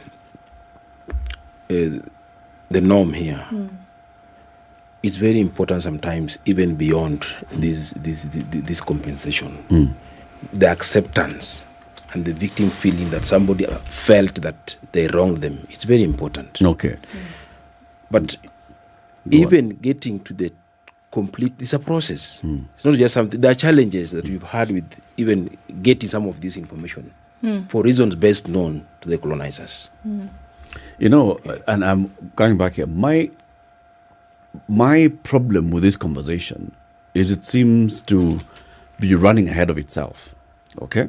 So you've mentioned here a number of times that you'd like the communities that were wronged would like to hear the apology directly from the king, so then they see what to do with that apology, whether to accept it or to tell him to his face, no. Right? And then to say, this is what we want in return. Yes, you've apologized, but we want to know, what did you do with our Okoh yacht? Yes, you've apologized, but we want to know Where is Dedan Kimathi? Yes, you've apologized. We want to know where are our artifacts. Some of these things that were good, were crucial for us. They were religious items for us. But I'm not hearing that from the Kenya Human Rights Commission. If the Kenya Human Rights Commission were genuine in their demand and in this long letter, then the Kenya Human Rights Commission would be saying, this is what we've done. This is what we are working with the communities, and this. We are saying that the community that was wronged here is ready. The community here is ready, and they are seeking, their apology is specific. We are seeking an apology for what you did to Mekatilili Wamenza. We are seeking an apology for what you did to our Okoh. We are seeking an apology for what you did to our people by pushing them out of Laikipia and pushing them down. We are seeking. This is not what I'm hearing from you. You are not organizing anyone. You're just coming out to say we want an apology. It's like you're seeking publicity, Kenya Human Rights Commission. Not really. That's not the position. But the issue here is that we are not supposed to occupy the space for the victims. We provide a platform for the victims to be heard.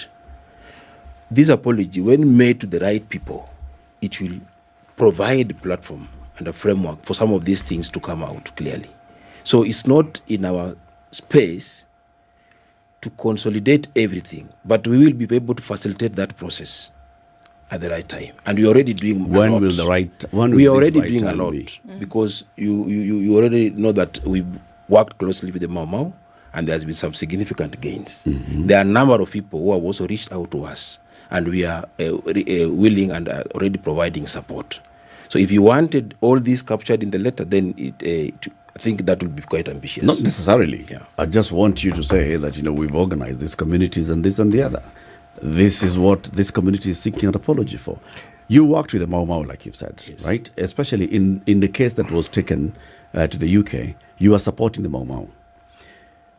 When the British government, through their foreign secretary, went to Parliament and made this public acknowledgement and expression of deep regret for what happened, thereafter, there was an out-of-court settlement with this group of Mau Mau. The Kenya Human Rights Commission was working shoulder to shoulder with the Mau Mau then. So you accepted that a statement of expressing deep regret was good enough for that group of Mau Mau. Why would you expect that you would expect anything different? If you accepted deep regret, Kenya Human Rights Commission, then why are you seeking an apology today? What's changed? Or is it because we've seen other countries like the Dutch? The Belgians also apologized. Their Prime Minister, Charles Michel, apologized for kidnapping mixed-race children during the colonial rule in Burundi, Congo, and Rwanda. But I'm sticking with the Dutch for a reason. This process, which now, when we got to 2022, it wasn't the end. In 2016, they have a minister who actually apologized and said, something? They didn't start this apology just... 2016 is when the first apology came. 2022 now, King, Prime Minister speaking. This year, this very year, the same king went further, apologized for slavery, and said, the Dutch involvement. They were marking 160 years since the slaves were freed in Belgium. He apologized and said, we are wrong. Don't skirt around it. So when we talk about an apology, are we talking about an apology for imperialism? Because imperialism is what brought about these problems. Are we saying, and are we looking at this thing deeply and saying, something? This legal issue that we're talking about, are we justifying imperialism and saying the colonizers had a right to brutalize, to harm people, to do what they did in the name of colonizing? Because was it legally accepted? There's a moral issue to it, but it appears like if you don't apologize, then you're saying there's nothing wrong with imperialism. So what you do is you apologize for specific acts. Those acts represent imperialism. That is what brought about that. So let me ask you. Ask me, please. The example that you're giving us, the Dutch. Yes. How did we arrive at the king apologizing? Was it the people who were wronged who were demanding an apology, or was it the Dutch leadership feeling, Okay. It's the 21st century, and we are more human than our predecessors. Let's apologize. Did they do it out of their own volition? The demand had been there for some time, and there had been denials. Again, the reason why that research took place, because people figured, this is the official position. They were actually justifying imperialism and saying there was a war, maybe there was some, we needed misled people, we needed to contain. They were justifying it, and they were saying colonialism and its atrocities were justifiable by the laws. Then, an institute decided, no, let's research this thing properly. An institute of? And in Holland, a Dutch institute. Of the Dutch? Yes. Not of the victims? Nope. And they say, guys, you've got it wrong all along. This is the reality. Okay. And they confront the government and say, this is the reality. How do we know this institute was not working for the government all along? I have absolutely no idea. All right. Did the victims place a list of demands and say, this is what we want?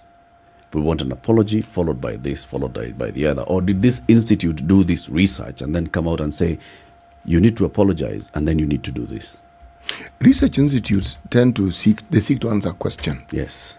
There are all these claims about atrocities that were committed by the Dutch, not just in Indonesia, but also in the Caribbean. Okay? Yes. Now, this is what they're saying, and it's historical.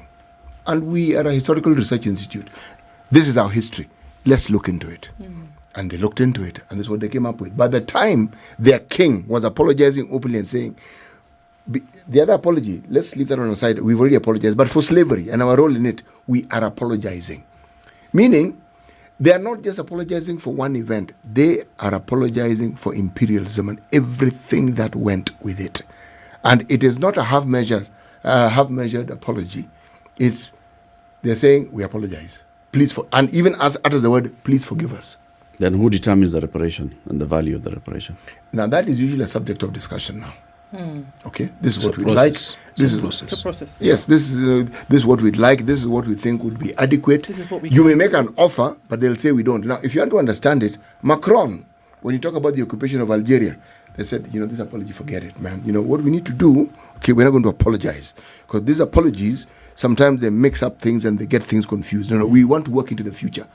How do you work into the future if you haven't sorted out the wrongs that were there? So, attitude change, views change. That's Macron's position. The issue that I'm raising actually is on, if we just demand an apology and then let the person who's apologizing then determine the next steps. We should be clear about what it is, the package we want in this apology. When they went to Parliament after the pressure with the support of Kenya Human Rights Commission and the firm of Lady and the others, when they got the pressure, they went to Parliament and they said, we acknowledge, we deeply regret.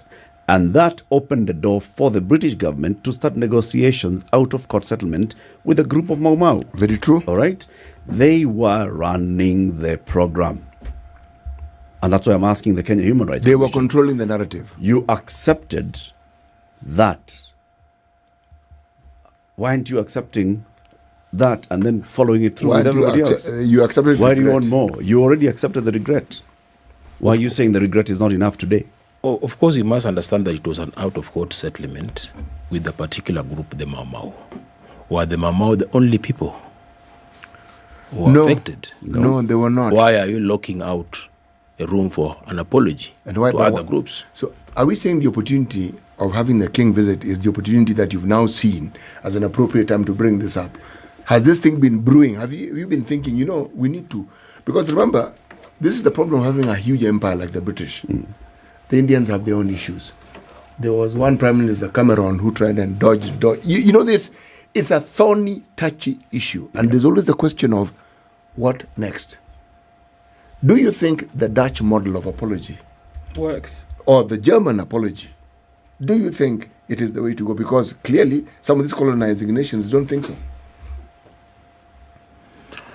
I think this is a right opportunity.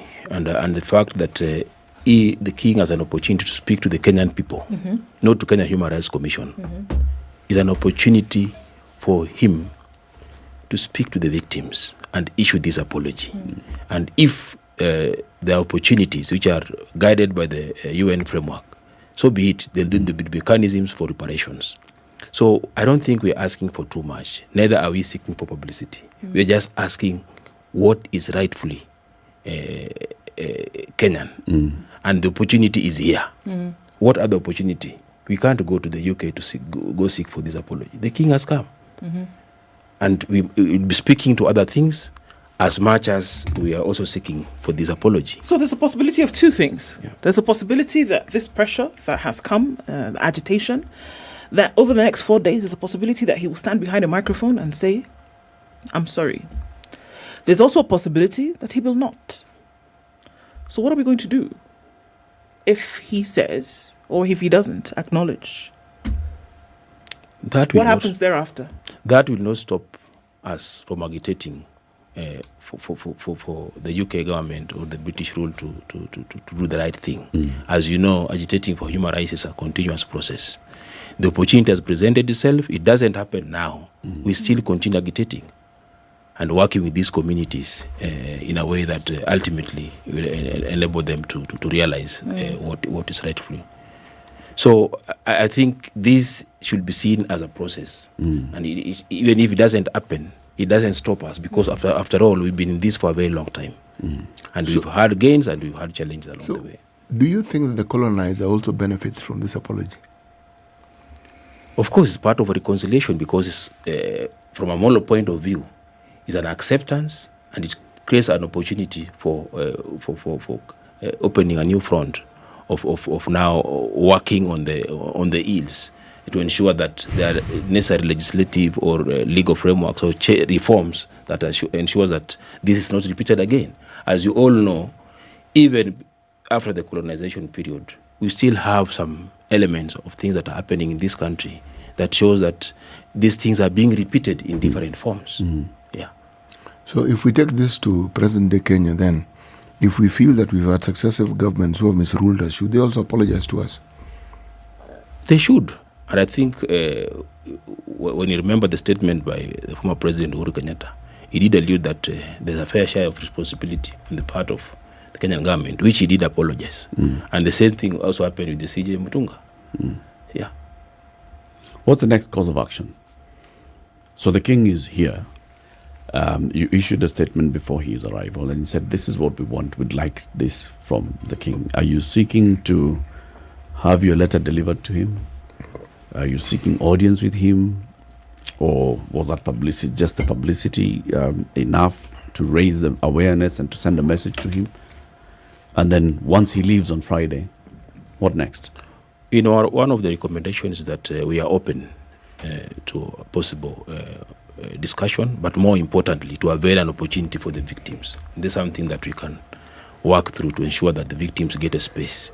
So for us, it was not about us and the king. It was about the victims and affording them an opportunity to engage in a balanced space whereby they can also express their grievances and get these apologies and whatever comes with it. Is there one repository of information where we know these are the victims of the atrocities and these are the injustices that are committed? Of course, we've listed them. As I did indicate when we started here, is that there are several things. We are talking about the political repressions during the colonial rule. We are talking about the land alienation.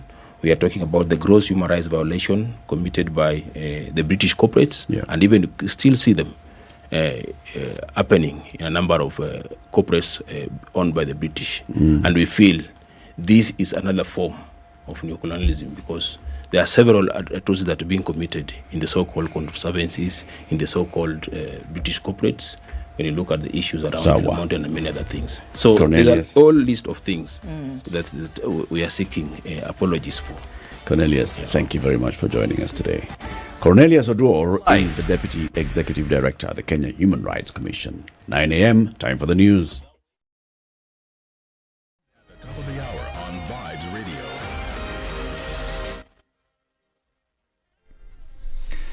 Good morning, this is News. I'm Dennis Aseto.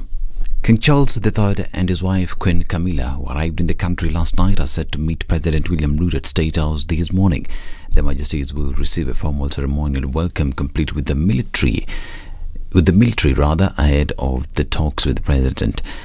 Their Majesties are on a 4-day visit to the country where the King is expected to acknowledge painful aspects of the UK's colonial past. These as Her Majesty Queen Camilla will hold a meeting with Kenya's First Lady Rachel Ruto. During the meeting, Mama Rachel will take the Queen through a series of activities she has been engaged in since she came into office. The activities include women's economic empowerment programs she has been championing. Okoh market traders in Kisumu County have strongly warned politicians who interfere with the market's activities for their own personal gain.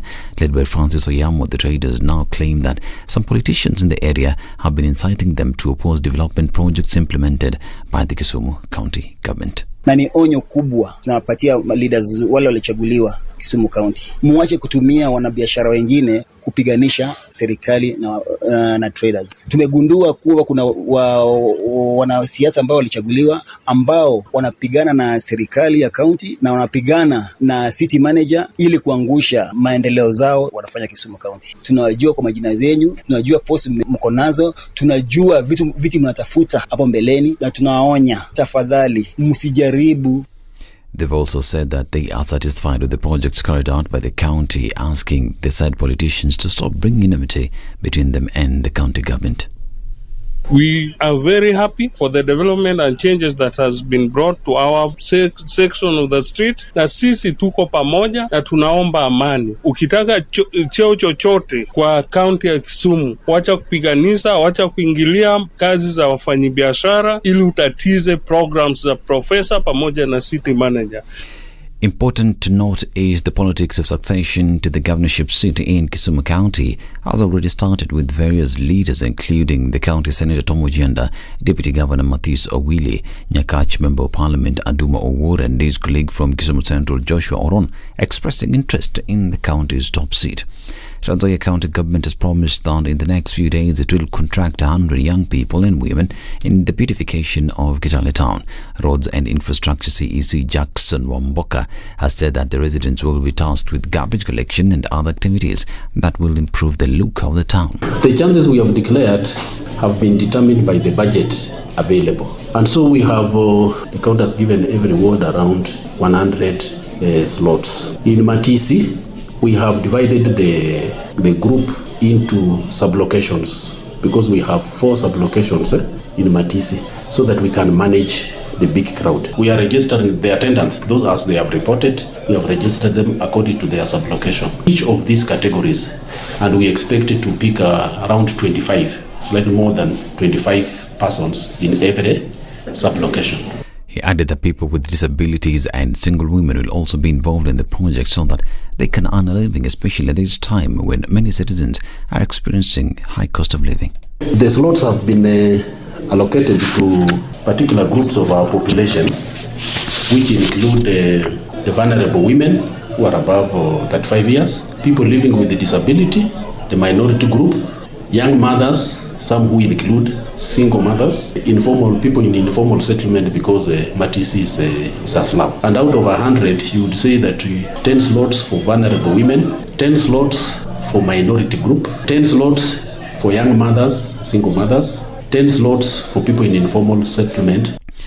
New Life Press Center preacher, Pastor Ezekiel Odero will today know the fate of his case.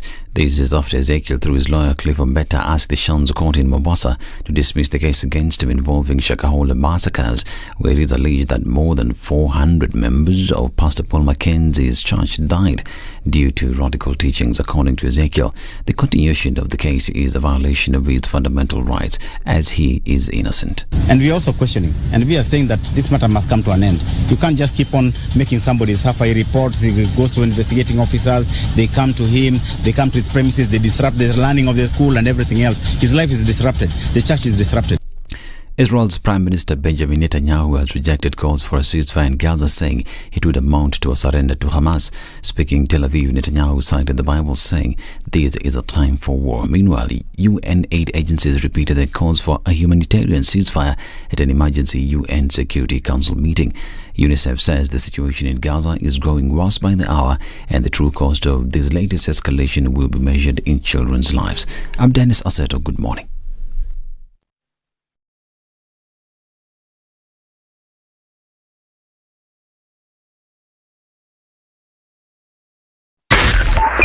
94.4 Spice FM, Nairobi. Yes, and so the answer to your question is no. Were we told that Kura was going to do the thing on James Gishuru? No, we were not. Is there still traffic on James Gishuru? Yes, there is. No, wait. Is it heavy? Yes, it is. Is it heavier than it was 30 minutes ago? Yes, it is. It's tailing back through to the junction coming in from Zima Springs all the way. And then it crosses over Waiyaki Way. It goes on to Red Hill. It's coming and connecting with traffic that's coming in from Lower Kabete. It's touching on Spring Valley, going towards Peponi. And then all of that traffic, guess what, is connecting with traffic that's coming on from Limuru Road. Is it a mess? Yes, it is. This is just crazy. It's madness. So what happened? They dug up the road right there at James Gishuru, just at the drift. They decided that they wanted to do a what? I'm not quite sure. But they decided the road to do into a single lane. Yes. But they did it at 3 p.m. yesterday. And then they did not finish before the day ended. And so... Who's the contractor? I don't know. But it's under Kura. We need to find out who the contractor is. It's under Kura, and this mess is absolutely crazy. So if not to look at anything else that concerns traffic... Westlands is the finger. The rest of the city now is affected. Spicefm KE on X.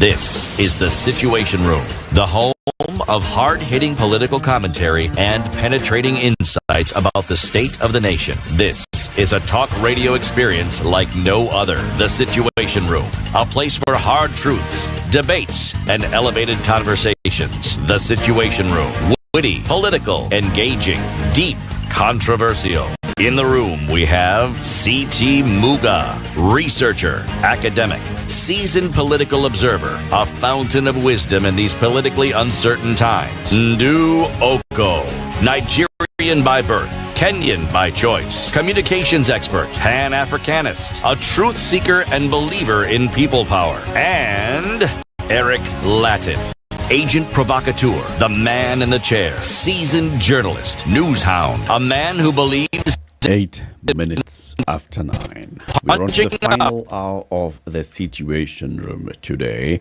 and CT is still having his chai rich, chai creamy, chai maziwa, chai nguvu, right? Yeah. And this is just because you're using the Dairy Bests, Brookside Dairy Bests. It's long life, it's good milk. No, they tell you it's rich and creamy. It isn't a suggestion. That is. Let me tell you, when I first came to Kenya, my God, every minute, can we offer a cup of tea? No, I'm fine. Cup of tea. I arrived, I won't forget, my flight came in at 6 in the morning. Got to the guest house where I was staying. Tea? Sure, thanks. Then there was breakfast. Of course, there was tea. And then it was 10 o'clock. And then there was tea. And then there was lunch. And after lunch, there was tea. And then at 4 o'clock, guess what? Tea. There was tea. And then at 9 o'clock after dinner, there was tea. And I was like, my good Lord. But the thing is, it grew on me. You guys don't grow tea, you don't drink tea in Nigeria? We drink tea, but the thing is that you don't get like the thick milk. Look, because you must understand, dairy cows don't do well in a tropical, humid... Tsetse infested place, right? So up north is where the weather is much cooler, like Limuru. So that's where you have... a lot of your dairy cows, right? And so the milk like that, a lot of our milk then was dehydrated. Okay? So powdered milk is a thing. But it grew on me, and the Kenyan tea is quite a thing. The chai, the real stuff with the milk, heavy, creamy tea is the thing. I must admit, you know, it has grown on me over the years. And no doubt that Dairy Best does the thing. Chai. Bora, chai kweli in a Dairy Best, Brookside Dairy Best. And if you have not thought about next year, you know you have to think ahead. We are thinking about having a nuclear power plant in this country by 2037. Okoh, we have to think, and this is Mwai Kibaki thinking about this in 2008. Knowing full well he will not be president in 2037, but saying we've got to start thinking ahead, all right? And even beyond the Vision 2030, this one is going beyond that. What shall we do about our power needs? Can we start thinking about nuclear? If by that time the whole world says forget nuclear, it's okay, we'll just forget it. But if they don't, then we have got to go nuclear. We'll have the option. So now, think about January. School fees is coming. Think ahead. Okay? And if you're not thinking about school fees, well, Kiwi is thinking about school fees. And they're telling you, step up and shine. And do it. Step up and shine and go to your supermarket. So we've polished our shoes. We're on our way to the supermarket. Then you're going to pick up a tin of the new design Kiwi shoe polish. It's a fabulous new design. It's nationwide. Then under the tin, right under the tin where you pop the lid, you will see a number. Now when you dial *45*5#, I'm going to say that again, *459*5#, you will then put in that code that you find under the lid as you follow the instructions, and voila, you could be the one who walks away with airtime or data. It's great because we're going to communicate and we're going to get on the internet, right? Or you could enter the draw to win $35,000 for you to then be able to go to school in January. See, these are good things. Not you go to school. Okay, maybe you go to school, but somebody else go to school as well. But the point is, I need you to go to a supermarket, buy Kiwi Black or whichever one, do the thing and see what you win. And then in January, when you've done Happy Christmas, we can still go to school. It's good stuff now. Very good stuff. City? Yes, please. Remind us today's proverb. Yes, same country, Burundi. Same smoke. Same smoke, same heart, which you have done was burnt. If you, sorry, that is my own imagination. The if isn't there. You cannot hide the smoke of the heart you have set on fire. You cannot hide the smoke of the heart you have set on fire. Sorry. You can't run away from it. Not possible. You start it, it'll follow you. Deal with it. This is an apt message as King Charles and the Third and Queen Camilla arrive in the country. This heart was set on fire many, many years ago. And he's coming back and it's still, the smoke is still up there. Yes. And you cannot hide from it. You've got to acknowledge it and deal with the fire. Yes. Yeah? The Berlin conference just entrenched it. But it's been happening for quite some time. Now, the smoke is with you. The fire may have died down, but the smoke is still with you. Yeah. Yes. And it's thick smoke. Do you think, just looking even at the itinerary as announced by Buckingham Palace of what the king is coming to do you think that the British government is moving towards making peace on that? Because think about it. So the king is coming. So among the things that he'll do, of course, he'll look at new innovations and the meeting groups that are doing innovations in the country and all. But one of the other key things that he will do is that the unveiling of the tomb of the fallen warrior, of the unknown warrior at Uhuru Gardens, acknowledging what they did, going to the site of Kenya's independence. I mean, this is something that is, he could come into the country and just, do many other things. But the fact that he's going back into the colonial time up to 1963 and saying, this is the point when we handed over independence to the Kenyan people. But we got to acknowledge what we had done up to this point. Do you think it's part of it? It's part of actually the British government, His Majesty's government, saying, all right, let's do this. Maybe it could be managing the process, but it's doing something about it. My father used to tell us stories about how in the African setting, when a man wronged his wife, and he knew he had wronged his wife, obviously, the words "I'm sorry" to fall from his lips was something that were very rare. Yeah. But there were things that he would do that the wife would know, or the woman would know, that what this man is doing is that he's actually apologizing. That day he'll bring extra, and this was in the olden days, that day he'll bring extra meat or he'll bring a fowl from the village. Is it that gentleman who failed to bring the chicken? No, that was Okeke. Okeke is somebody else who was misbehaving. So now, the gentleman who failed to bring the chicken. So anyway, so he wouldn't say, my darling, I'm sorry. That would never happen. But his actions, right, would tell you that this man is regretting what he did, or he's telling you with this thing that he has done that he's sorry and that he hopes not to repeat it by the thing that he has brought to you. So I can see that happening. Now, that doesn't mean that it will be accepted by all as a way of apology, but it is an attempt at which this person is trying to bridge this gap that has been created as a result of his action. True. Okay? So I can see where that would fall in. That these are want to say, but the guy is coming. A visit alone means that there's some kind of fences that he's trying to mend. Mend fences, yeah. Right? Unveiling some of these things is part of an action whereby they've realized the whole legalese that lies behind them doing this. Imagine a country that essentially ruled the world. No other country has done it by way of the Commonwealth the way that Great Britain has done. Right? In terms of the colonies that they had around the world. So we can talk about it because it's in the open. They may not want to say very clearly that, you know what, if we apologize to one person, that makes us slave to everybody else that we did this, and that we then have to apologize to each and every one of them. And then what kind of can of worms does it open up when now we've done that? Who else do we have to do? And we will be basically everything that we've done over the last 100 years is going to be undone. So maybe at one kind of level, you even want to, I'm not saying understand it and accept it. I'm saying at one level, you'll say, okay, well, could that make some kind of sense from a legal and a sovereign point of view? All right, park that.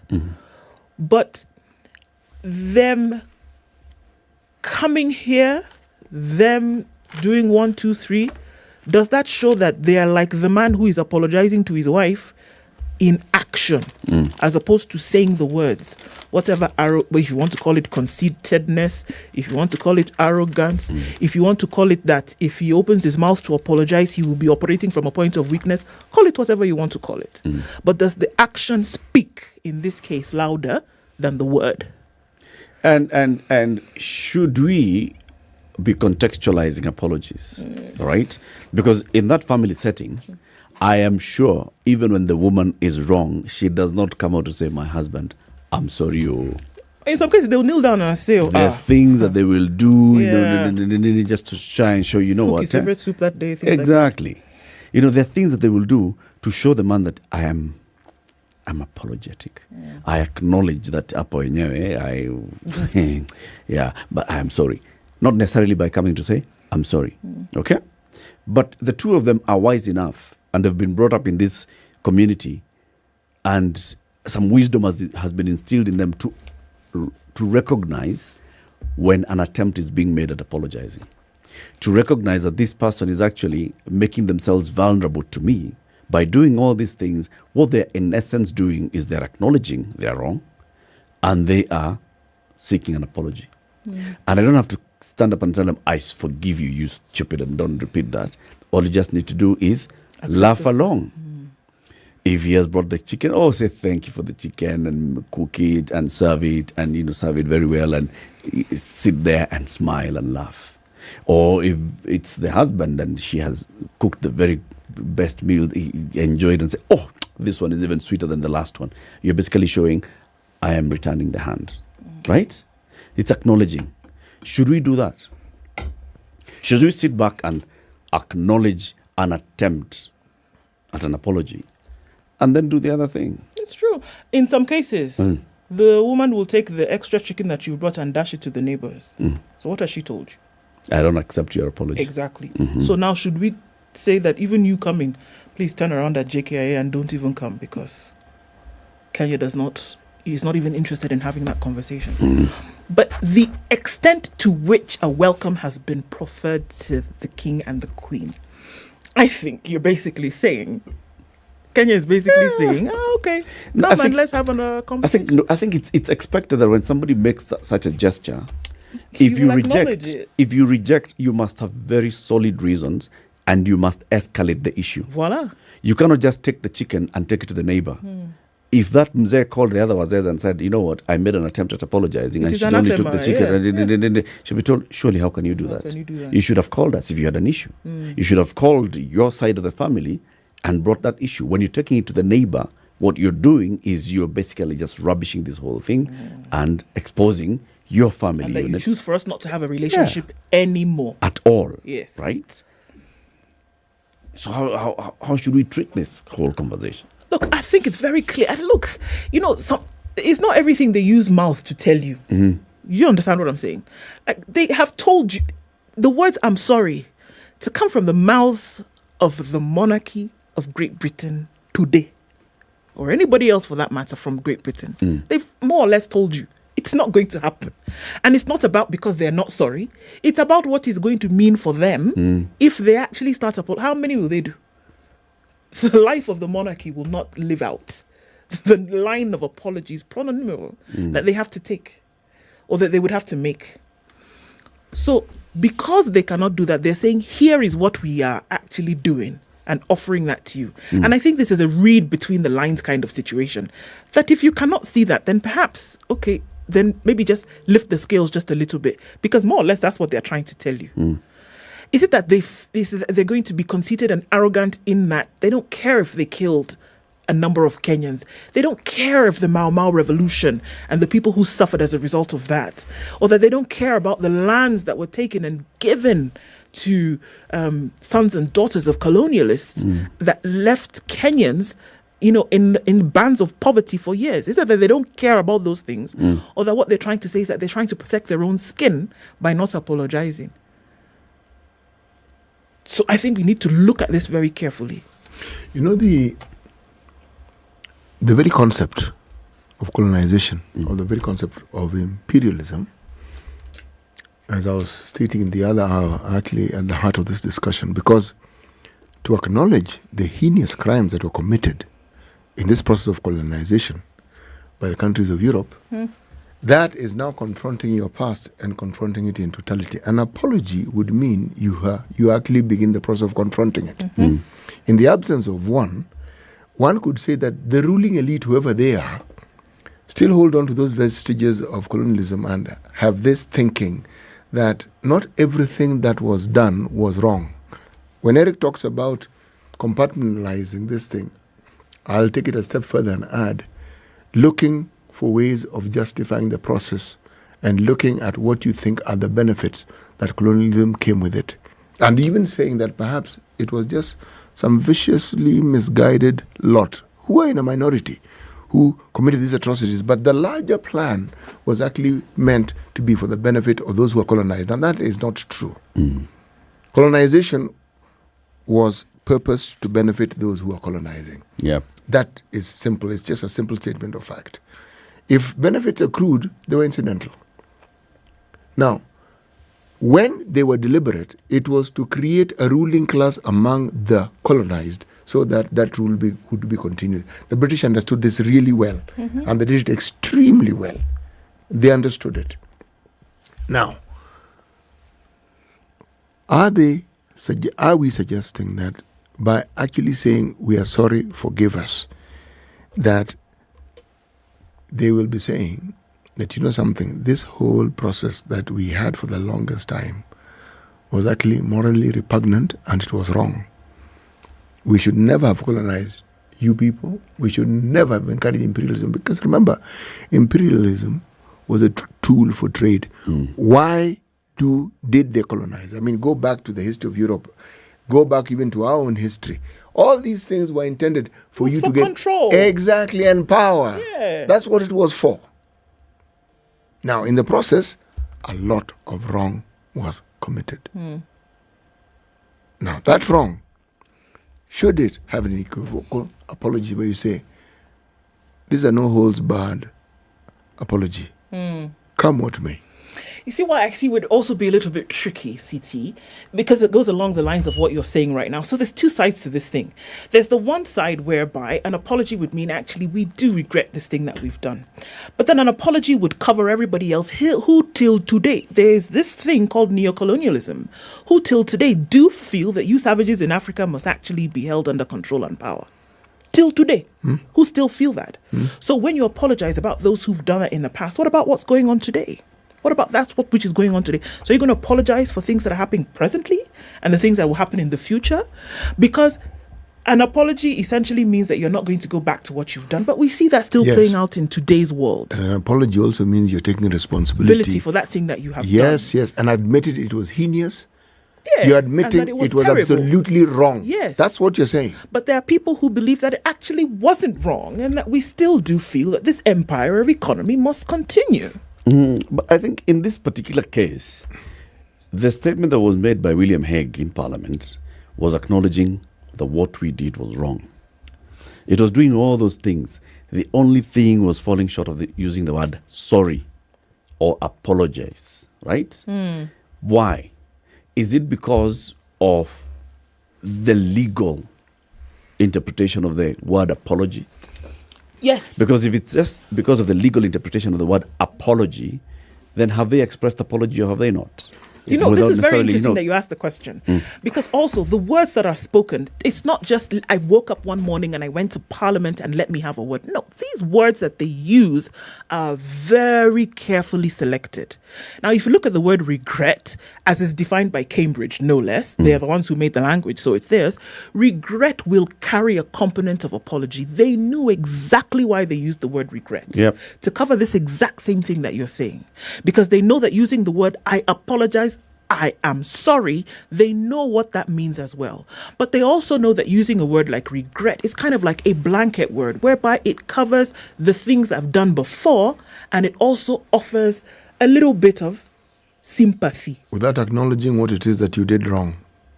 That's what I'm saying. They were very careful about the words that were chosen. It could have used any word. It could have used any word. You know? See the examples I gave of the But it does cover it, like you're saying. It does cover it, and that's why they use the word regret. It does cover it. I think for them. No. I think they were apologizing. What they were avoiding is the legal conundrum that comes with it. And the legal issue here is, all right, so if we use the word apologize, what follows thereafter is the whole conversation about right, the reparations. And the reparations here are monetary in nature. And then it's not just Kenya that we'll be talking about. We'll be talking about we'll open up the floodgates for everybody else. Can we handle the flood that will come if we open the gate with the word apologize? Or can we do everything else but then just leave that part of it and say, all right, so how can we navigate this going forward? So we deeply regret. The first thing that we have a case that's in front of us here in the Crown Court that's been brought by a group of victims of what we did. All right, can we go and have a conversation with them and settle with them amicably? Then can we follow this up with other activities? What else could the other victims do or say? Maybe that's a point when we, Kenyan, missed the boat. Could have come up immediately and said, so the second thing that we want is return all our documentation, return our history, return our artifacts. The other thing is come and meet with, this was a group of Mau Mau, these are not all the freedom fighters. Let's bring the other freedom fighters, deal with them, have a conversation with them. Maybe that's what we should have done. And maybe the deep regret opens permission. Because I'm going to read the statement that was read by William Hague in Parliament in 2013. And he said, I would like to make a statement on a legal settlement that the government has reached concerning the claims of Kenyan citizens who lived through the emergency period of the Mau Mau insurgency from October 1952 to December 1963. During the emergency period, widespread violence was committed by both sides and most of the victims were Kenyan.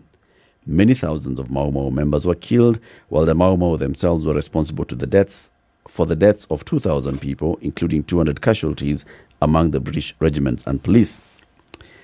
Emergency regulations were introduced, so we go on. We recognize that British personnel were called upon to serve in difficult, dangerous circumstances. Many members of the colonial service contributed to establish the institutions that underpin Kenya today.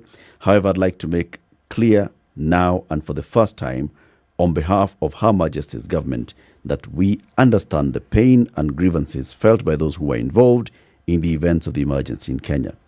The British government recognizes that Kenyans were subject to torture and other forms of ill treatment at the hands of the colonial administration.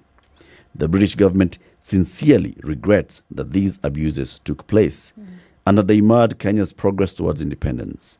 Torture and ill treatment are abhorrent violations of human dignity, which we unreservedly condemn.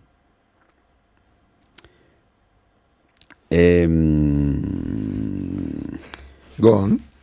The next is talking about now that particular case.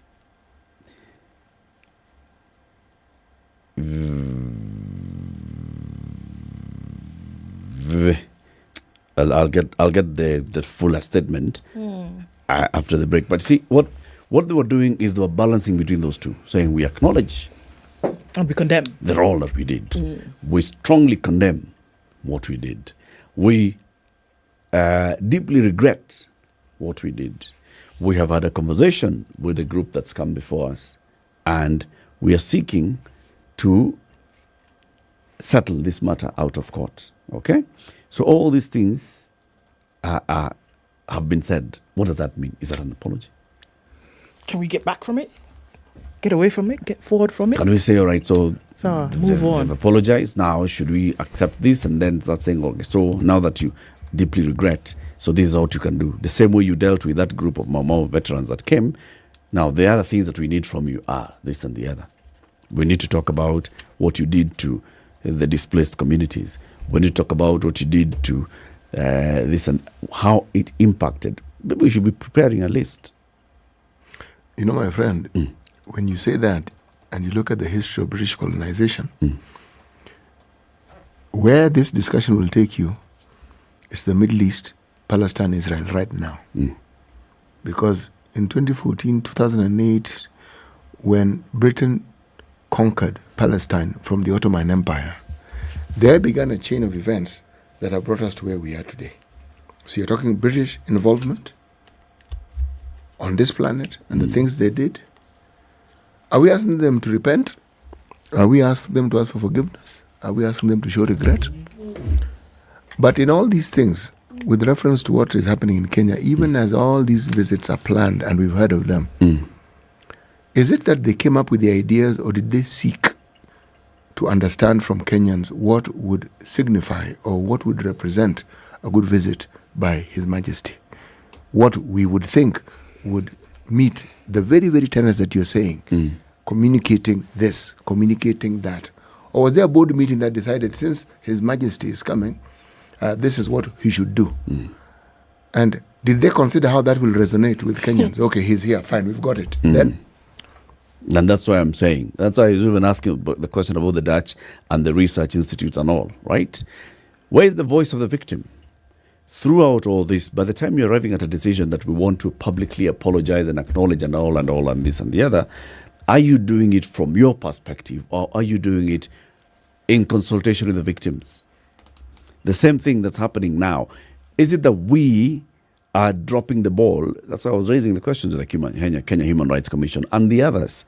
Should we be taking the reins and saying, this is a list of the things that we want the king and queen to discuss when they're in Kenya? And when they go back, let them take it back to their government and say, these are the things that we want.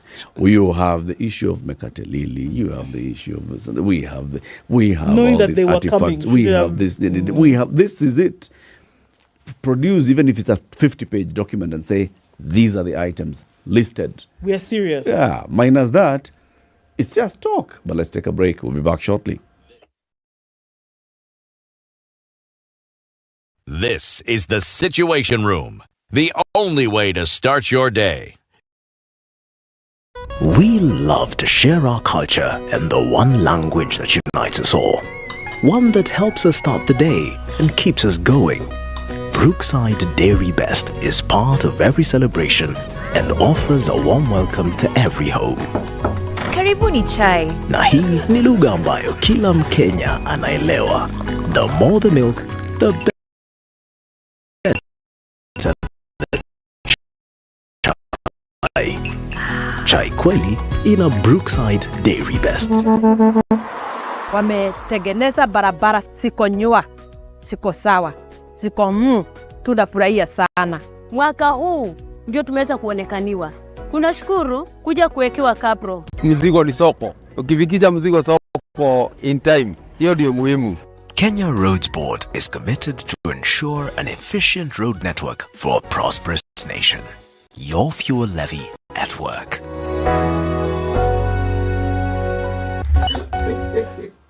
It's raining in Nairobi. It's 18 degrees. It'll go to highs of 25 and lows of 16. We're looking at cloudy conditions. The rain could come down in Nakuru as well. Highs of 24 and lows of 14. It's sunny at 18 in Nyeri with highs of 24 and lows of 16. While Eldoret is cloudy at 18 with highs of 24. We'll see lows of 14. We're looking at sunny conditions after a bout of rain this morning in Mombasa with highs of 30 and lows of 25. While Malindi will see highs of 31 and lows of 24. It's sunny in Kisumu at 25 with highs of 29, and Kakamega is sunny at 22 with highs of 28. Looking into a sunny Kampala, highs of 29 and lows of 19, while Dar es Salaam will see highs of 31 and lows of 24. Mogadishu sunny at 30 with highs of 32, and we'll see highs of 22 in a mostly sunny Addis Ababa at 18. It's 7 and cloudy with severe thunderstorms on the agenda in South Africa, Johannesburg with highs of 10 and lows of 5, while it's raining in Lagos at 25. We'll see highs of 31 and lows of 25. The early morning rain has stopped in Kinshasa at 24, going to highs of 29. It's a hazy afternoon in Beijing at 22, and Paris is cloudy at 10, while London is partly cloudy at 8. We'll go to highs of 14, and Monday night in New York still reads cloudy, coming into Tuesday, highs of 11 and lows of 6.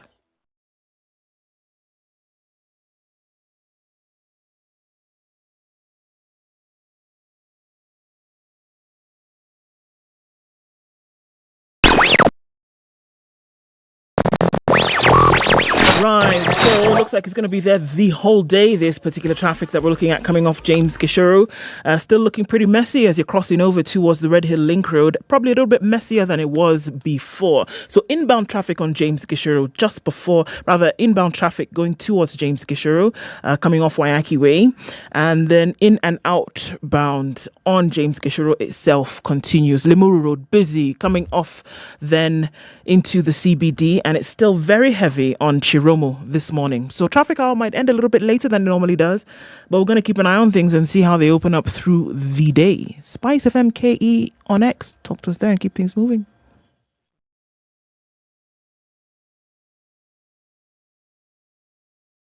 Mature, intelligent talk every morning. Spice up yourself.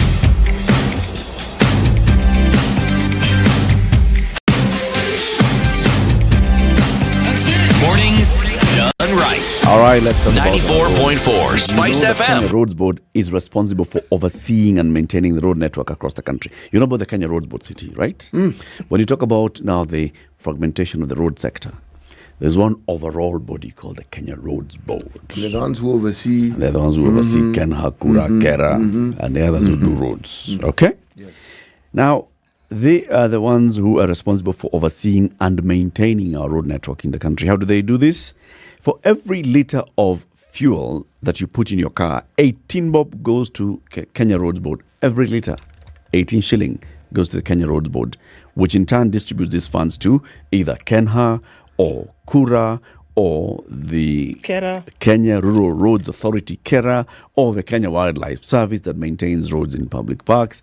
So the next time you're fueling your car, remember, you're also contributing to maintaining the roads that you travel on.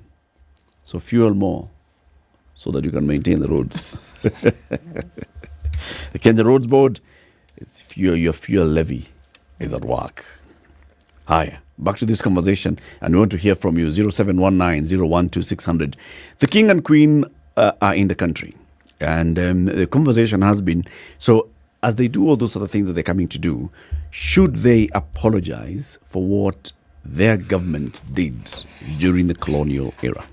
And in what form should this apology be? Should it just be the word, I'm sorry? Should it be, I sincerely and deeply apologize? What should it be? And then what? Look, I think they should apologize, okay? Because I think that what's happened was, calamitous in nature. I think I don't think they were atrocities that were committed. I think they should apologize, okay? Now, what does that do? Does it open up then the road for reparations? Yes, it does. I think, look, an apology, you give an apology, and there's certain things you took away which you should return. There's compensation that should happen as a result of that. It is not our problem whether all the other nations upon which you practice your imperialistic ways then come at you because they've seen you've done it That's not our issue. It's not anybody's issue. It could be Kenya today, Nigeria tomorrow. It could be Ghana the day after that. Doesn't matter. It's not their problem. The ones who demand an apology, if you make it, you apologize, you do whatever needs to be done. You deal with the other repercussions. It's not our fault for you to come and tell us, oh, then therefore, if I apologize to you. No, it's not our issue. It's yours to deal with. On the other hand, if you see that somebody's making a few steps in, then, perhaps it works. What an apology does, it takes away initial sting.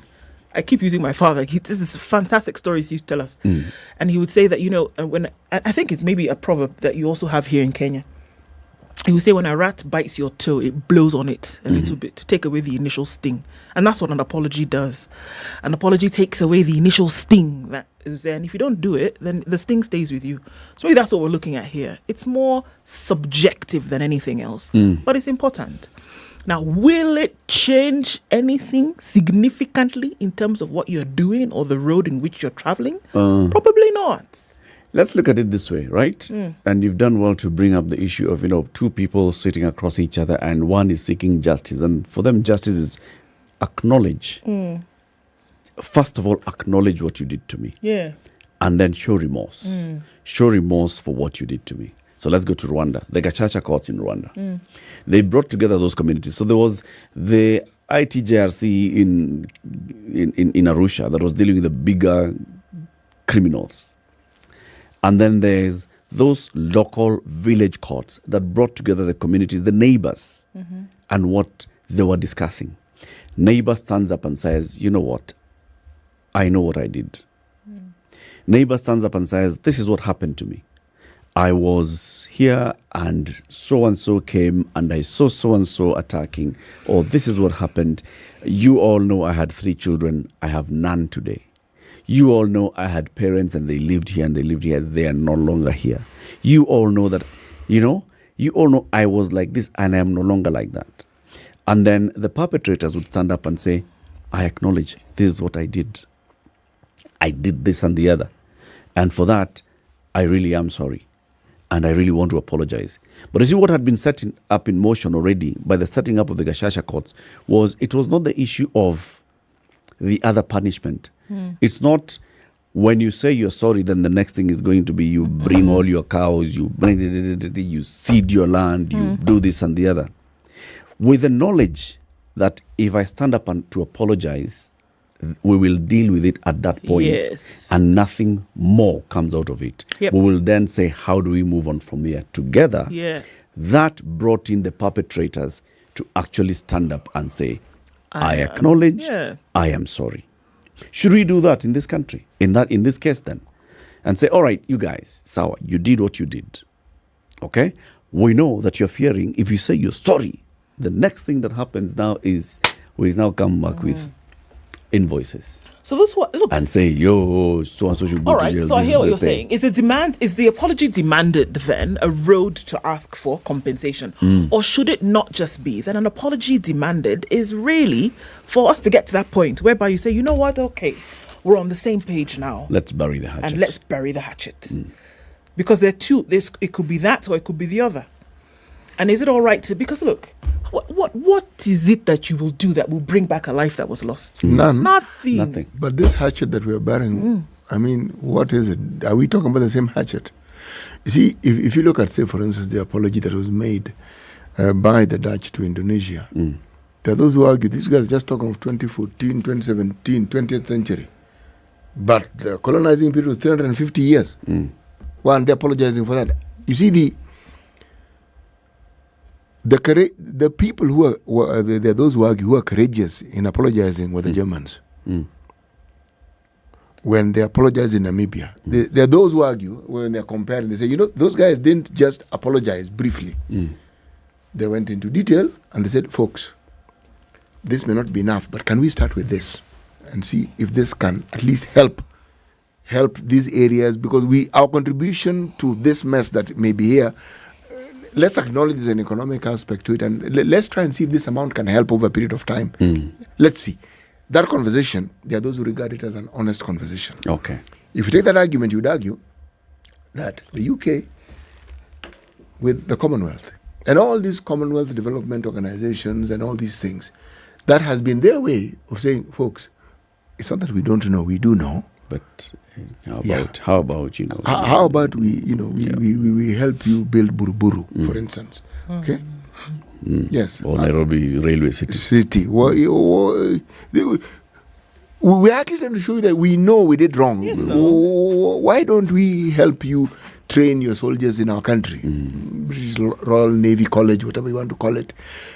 There are all these things that are supposed to be bilateral. Now, the question that one asks is, are those moves successful? Do they help put an end or begin a new chapter in the relationships? One could argue they do. But how far do those relationships actually help the mwananchi? I'm not 100% convinced by the stories that are written by the colonizer who comes to apologize, and now they put it out there and say, you know what, we apologized, and see, we have moved forward, right? I'd like to hear from the people of Indonesia. I'd like to hear from the people of Namibia. Are they the ones who said, yes, we accept the apology, let's move to the next step? Were they on the driver's seat of that conversation? Actually. Or was it this other person who's still a bigger power who comes and says, you know what, I'm sorry, now let's do this. I'm going to give you 17,000 shillings, good for you. But I'll be giving you 1,000 bob every 3 years. So for the next, 17 times 3, that's, how, just to sort you out, Actually, and the Namibians are 100% happy with that. When you Were ask they the question, ones who came up and said, all right, so these are the reparations, this is the figure, this is how long we're going to do it? Were they the ones? The Dutch and the Indonesians, are they the Indonesians the ones who did this? Oh, the Indonesian people represented by their politicians, many said, no, this apology. Not enough. Look, that's where the 350 is. Look, if you want to apologize, forget the First World War. Do the whole hog. If you really want to apologize, go the whole hog. Now, the discussions about reparations are held. It's not as though someone comes up with an arbitrary figure. I would ask the question, who is it that represents the so-called That's the Mwananchi? thing. Who? And this person who represents the Mwananchi, do they really have the interest of Mwananchi at heart? It's a managed process. It's a managed process. Which is why I was saying, if you look at that Rwanda case, you're saying, so you two shall sit together. Okay? Let's remove the other things that would make you not have this conversation. But you must have this conversation. Just sit there and have a conversation. Can you just start from the most basic part? That you and you sit, you say what is paining you, you acknowledge the pain that you've caused, and can you then agree to shake hands or not? Come back tomorrow if you don't agree today. Until the day that you shake hands. When those two people shake hands, they have shaken hands. Then thereafter, let's talk about what happens. In this particular case, we're being heralded towards... It's like a one-sided conversation. It's one-sided conversation. One of the things that is impossible to do, it is impossible to erase the pain and the memories that have been caused. That one, you can say all you like. It's never fully erased. What you do is provide a mechanism by which that pain can be dimmed over time. And so that a new narrative can take force, and then one can look at life differently. That's what you actually hope for. But it has to begin with that honest acknowledgement of, this is what you did, this is how I felt, and this is what it meant to me. You're talking about Kenya. When the colonizer left, and the colonizer even gave us money to pay the settlers whom they had brought here, and you look at central Kenya, what happened? The land that supposedly had been taken, what happened? Did those who had been unsettled go back to the land? No, they did not. So what happened? Where did they go? Where were they taken? You see, it's a conversation that has to be given perspective, but we must also acknowledge and say, look, there's a point at which people move on, but move on to what? That really is it. And have they that's profound. Because, and in the time between when these things happened and this the space in which we're discussing today, have they not moved on? Have they been held in some kind of limbo where the true potential has not come out, that they were not able to do certain things because we're hanging under this cloud of the things that were done to Kenya, for example, and we were not able to progress? There are people today, intellectuals, professionals in their own right, who believe that the development that would have happened in Kenya did not happen as a result of this colonialism, complete assimilation of the Kenyan people and culture that happened because of colonialism, that they say that had it not happened, that Kenya would have been much further than it was today, believing today. So, did nothing happen? And now that we say, because moving on, what does that mean? All right, that we then kick in the gear and then we go. So does that mean that nothing actually happened between the time that the flag was raised and that you left in Swaz, and today when the apology is being sought, that nothing happened? And that Kenya is incapable of moving on without that apology? Is that... There are people who believe that. Kenya can move on. But you see, the question to what arises. Look, you're talking legacy. Why don't we look at real situations and what it is the legacy is? For instance, when you talk about the marginalized areas, northeastern Kenya, do you know why they were marginalized? The simple reason is because the people, Kenyan Somalis, and those who are in the border of Kenya decided they wanted to secede. Said, you know, this thing, it's not working for us. The British said, really? Over a collective dead body. Thereafter, whether it was a punishment, whether it was fine, you decided to nyoko, now here's what you're going to receive. Okay? But they were marginalized. It's not complicated. Why is it that the Mau Mau, why did the Mau Mau come about? What do you think? You think it began by saying, let's take arms? No, it didn't. It never starts that way. People take arms when the conversation they wanted to have isn't being had. And if anything, they just listen, but they are never given an opportunity to speak. There are those who argue the Second World War and the First World War opened people's eyes. They realize, wait a moment, these colonizers are just like us. Kumbe. Oh, they also die. I see. Okay. So why then are they telling us to do things which we know very well we can do for ourselves? This conversation gets worse when you then have our own homegrown, homebred Africans taking charge, and they are no better than the colonizers. The only thing we can claim is that we are now free and we are independent. And they'll say, but you see, with your independence, you're doing this and this and the other. And yet, the acknowledgement and the discussion around, okay, we hear you, and this thing we're calling aid, is it aid or the proceeds from what they benefited from our country being brought back to us? It's a very huge conversation. It is. But, as Eric asked, would we have a better conversation if, as those of us in Kenya, and given that we have, what do we call it, public participation? If the public were actually asked to participate in this and ask, do you want to forget about colonialism? Do you want to discuss it? What do you think should happen? I think it's a beautiful conversation to have so that people actually get to talk. Because, you know, absolutely, you got to get down to the nitty-gritty. Because look at the Gashaka courts that we're talking about in Rwanda, for example. What do people say? Yes, I know that I'm standing up today and it is my neighbor who raped my daughter. Yes. I'm standing up today and I know that it is me who hacked your husband to death. That is the kind of conversation that they were having. And then for the other person to actually speak to your face and say, actually, you know what? I forgive you. That's the nitty-gritty that we're speaking about. So if you want to graduate that conversation, and if we were talking about how were the people involved, the people that when the Dutch came to apologize, did the people of Namibia say, we accept, thank you very much? Are we saying that the people today, Mau Mau, or people in Kenya today, in the parts where they took huge tracts of land, ancestral land, and people said, you know what, it is okay that you took the land that my forefathers left to me that I would have given to my children, I forgive you. Or that my husband, who I never saw my husband again after he was put in those dungeons that you did, it is okay.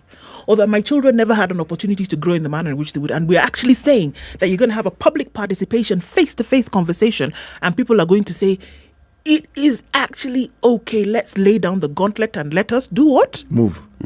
but you know what you're moving away from, and then you have an idea of what you're moving towards. Exactly. But that it would be perhaps I'm saying, if you're truly going to say let's move on, that's the kind of authentic conversation that you should have. Inclusive. Now, if you're not going to have that, don't bother. Let me take this thing a step further. Yeah. Get to the end of the hour. If we're demanding this of the king, we should demand it of our current leaders. We want some honest conversation about the things that are happening here. Let's we be seem honest. to go around in circles. Yeah. And you see, there was an attempt at that, but it was a half-hearted attempt, right? TJRC. Yes. How did that go? Because that is the essence of this whole thing is a truth, justice, and reconciliation mechanism. Yes. Okay? If we say we wanted to have that in 2008, we established a TJRC, and it was to look back at what has happened in our country historically, historical injustices, communities against one another, government against communities, all these humans against each other, all this. Let's have open conversations. We attempted it, we did not. It was derailed. It was derailed. Yes, it was. Those that are championing for now this conversation with the UK are not championing for our own conversation to continue. Should we also be saying, you know what, this TJRC was, it was abortive. Yeah. Basically, we spent half the time of the TJRC arguing on whether Kiplagat should chair that commission. Or not. That was half the time. Then the other half was, I don't know, are they getting their allowances? Then they produced a report which should have been discussed in Parliament.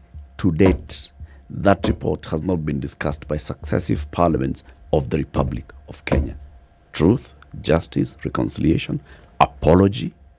Why can't we have our own honest conversations about that? Yeah. Because if we created that framework, then we would say that let's have a framework where Kenyan communities, representatives of Kenyan communities, are sitting across the table with the UK government and saying, this is what you did. Short of that. And the British government then says, all right, we acknowledge, we hear you. Yeah. We get what the king is coming to say, a deeper understanding. The only deeper understanding would be talking directly one-on-one with the victims and them telling you, this is what happened. You know, as we end. And then you apologize. There's one. Or not. There's one individual who actually gave a perfect example of an apology. This was Kevin Rudd, the Prime Minister of Australia, 13th February 2008. It was sitting Parliament. Now, it was detailed, not just we're sorry. Who was he apologizing for? The indigenous natives of Australia. Okay. And he detailed it. Detailed, blow by blow by blow. And then said, moving forward, this is what we're going to do. Yeah. Okay? So, there are apologies and there are apologies. I am of the opinion that successive governments in this country should apologize to this country and apologize to the citizens for the way they've mismanaged our affairs, for the way they've mismanaged our resources, and for the way they've mismanaged the trust that we've given them. Problem is, it is that in Kenya we haven't had successive governments. We've had the same government. Yeah. Well, then the same government. There's no getting away from this one. The same government. It's going to apply to whatever. Same government. The same government is not ready to accept what it has done. The same government is not even ready to acknowledge anything that may even approximate wrongdoing. Yep. Yes.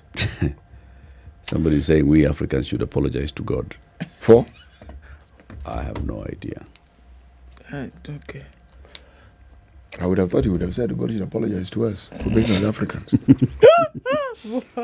Wow. Okay. Well, no, I mean, if we follow that trend of thinking, we might as well take it to its end. Exactly. Okay. And then the question would be, why would God apologize? God had a very good reason for. If you believe in that, he had a very good reason, and that reason is a good one. Resources. Precisely, gave you everything. Yeah. So what is he apologizing for? You should apologize to yourselves then.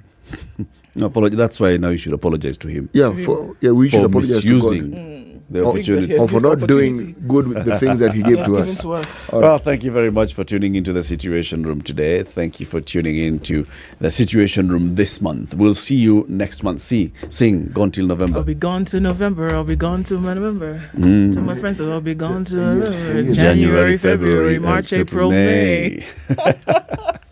Well, have a lovely one. We'll be back tomorrow, God willing. Tomorrow will be the 1st of November, 2023. Good morning. It's now 10 a.m.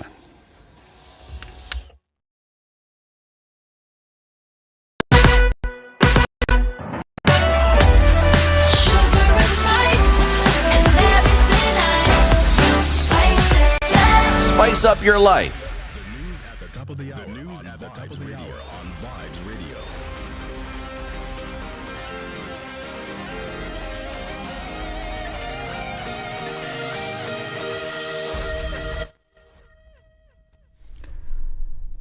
Good morning, this is Newswire. Dennis Aseto.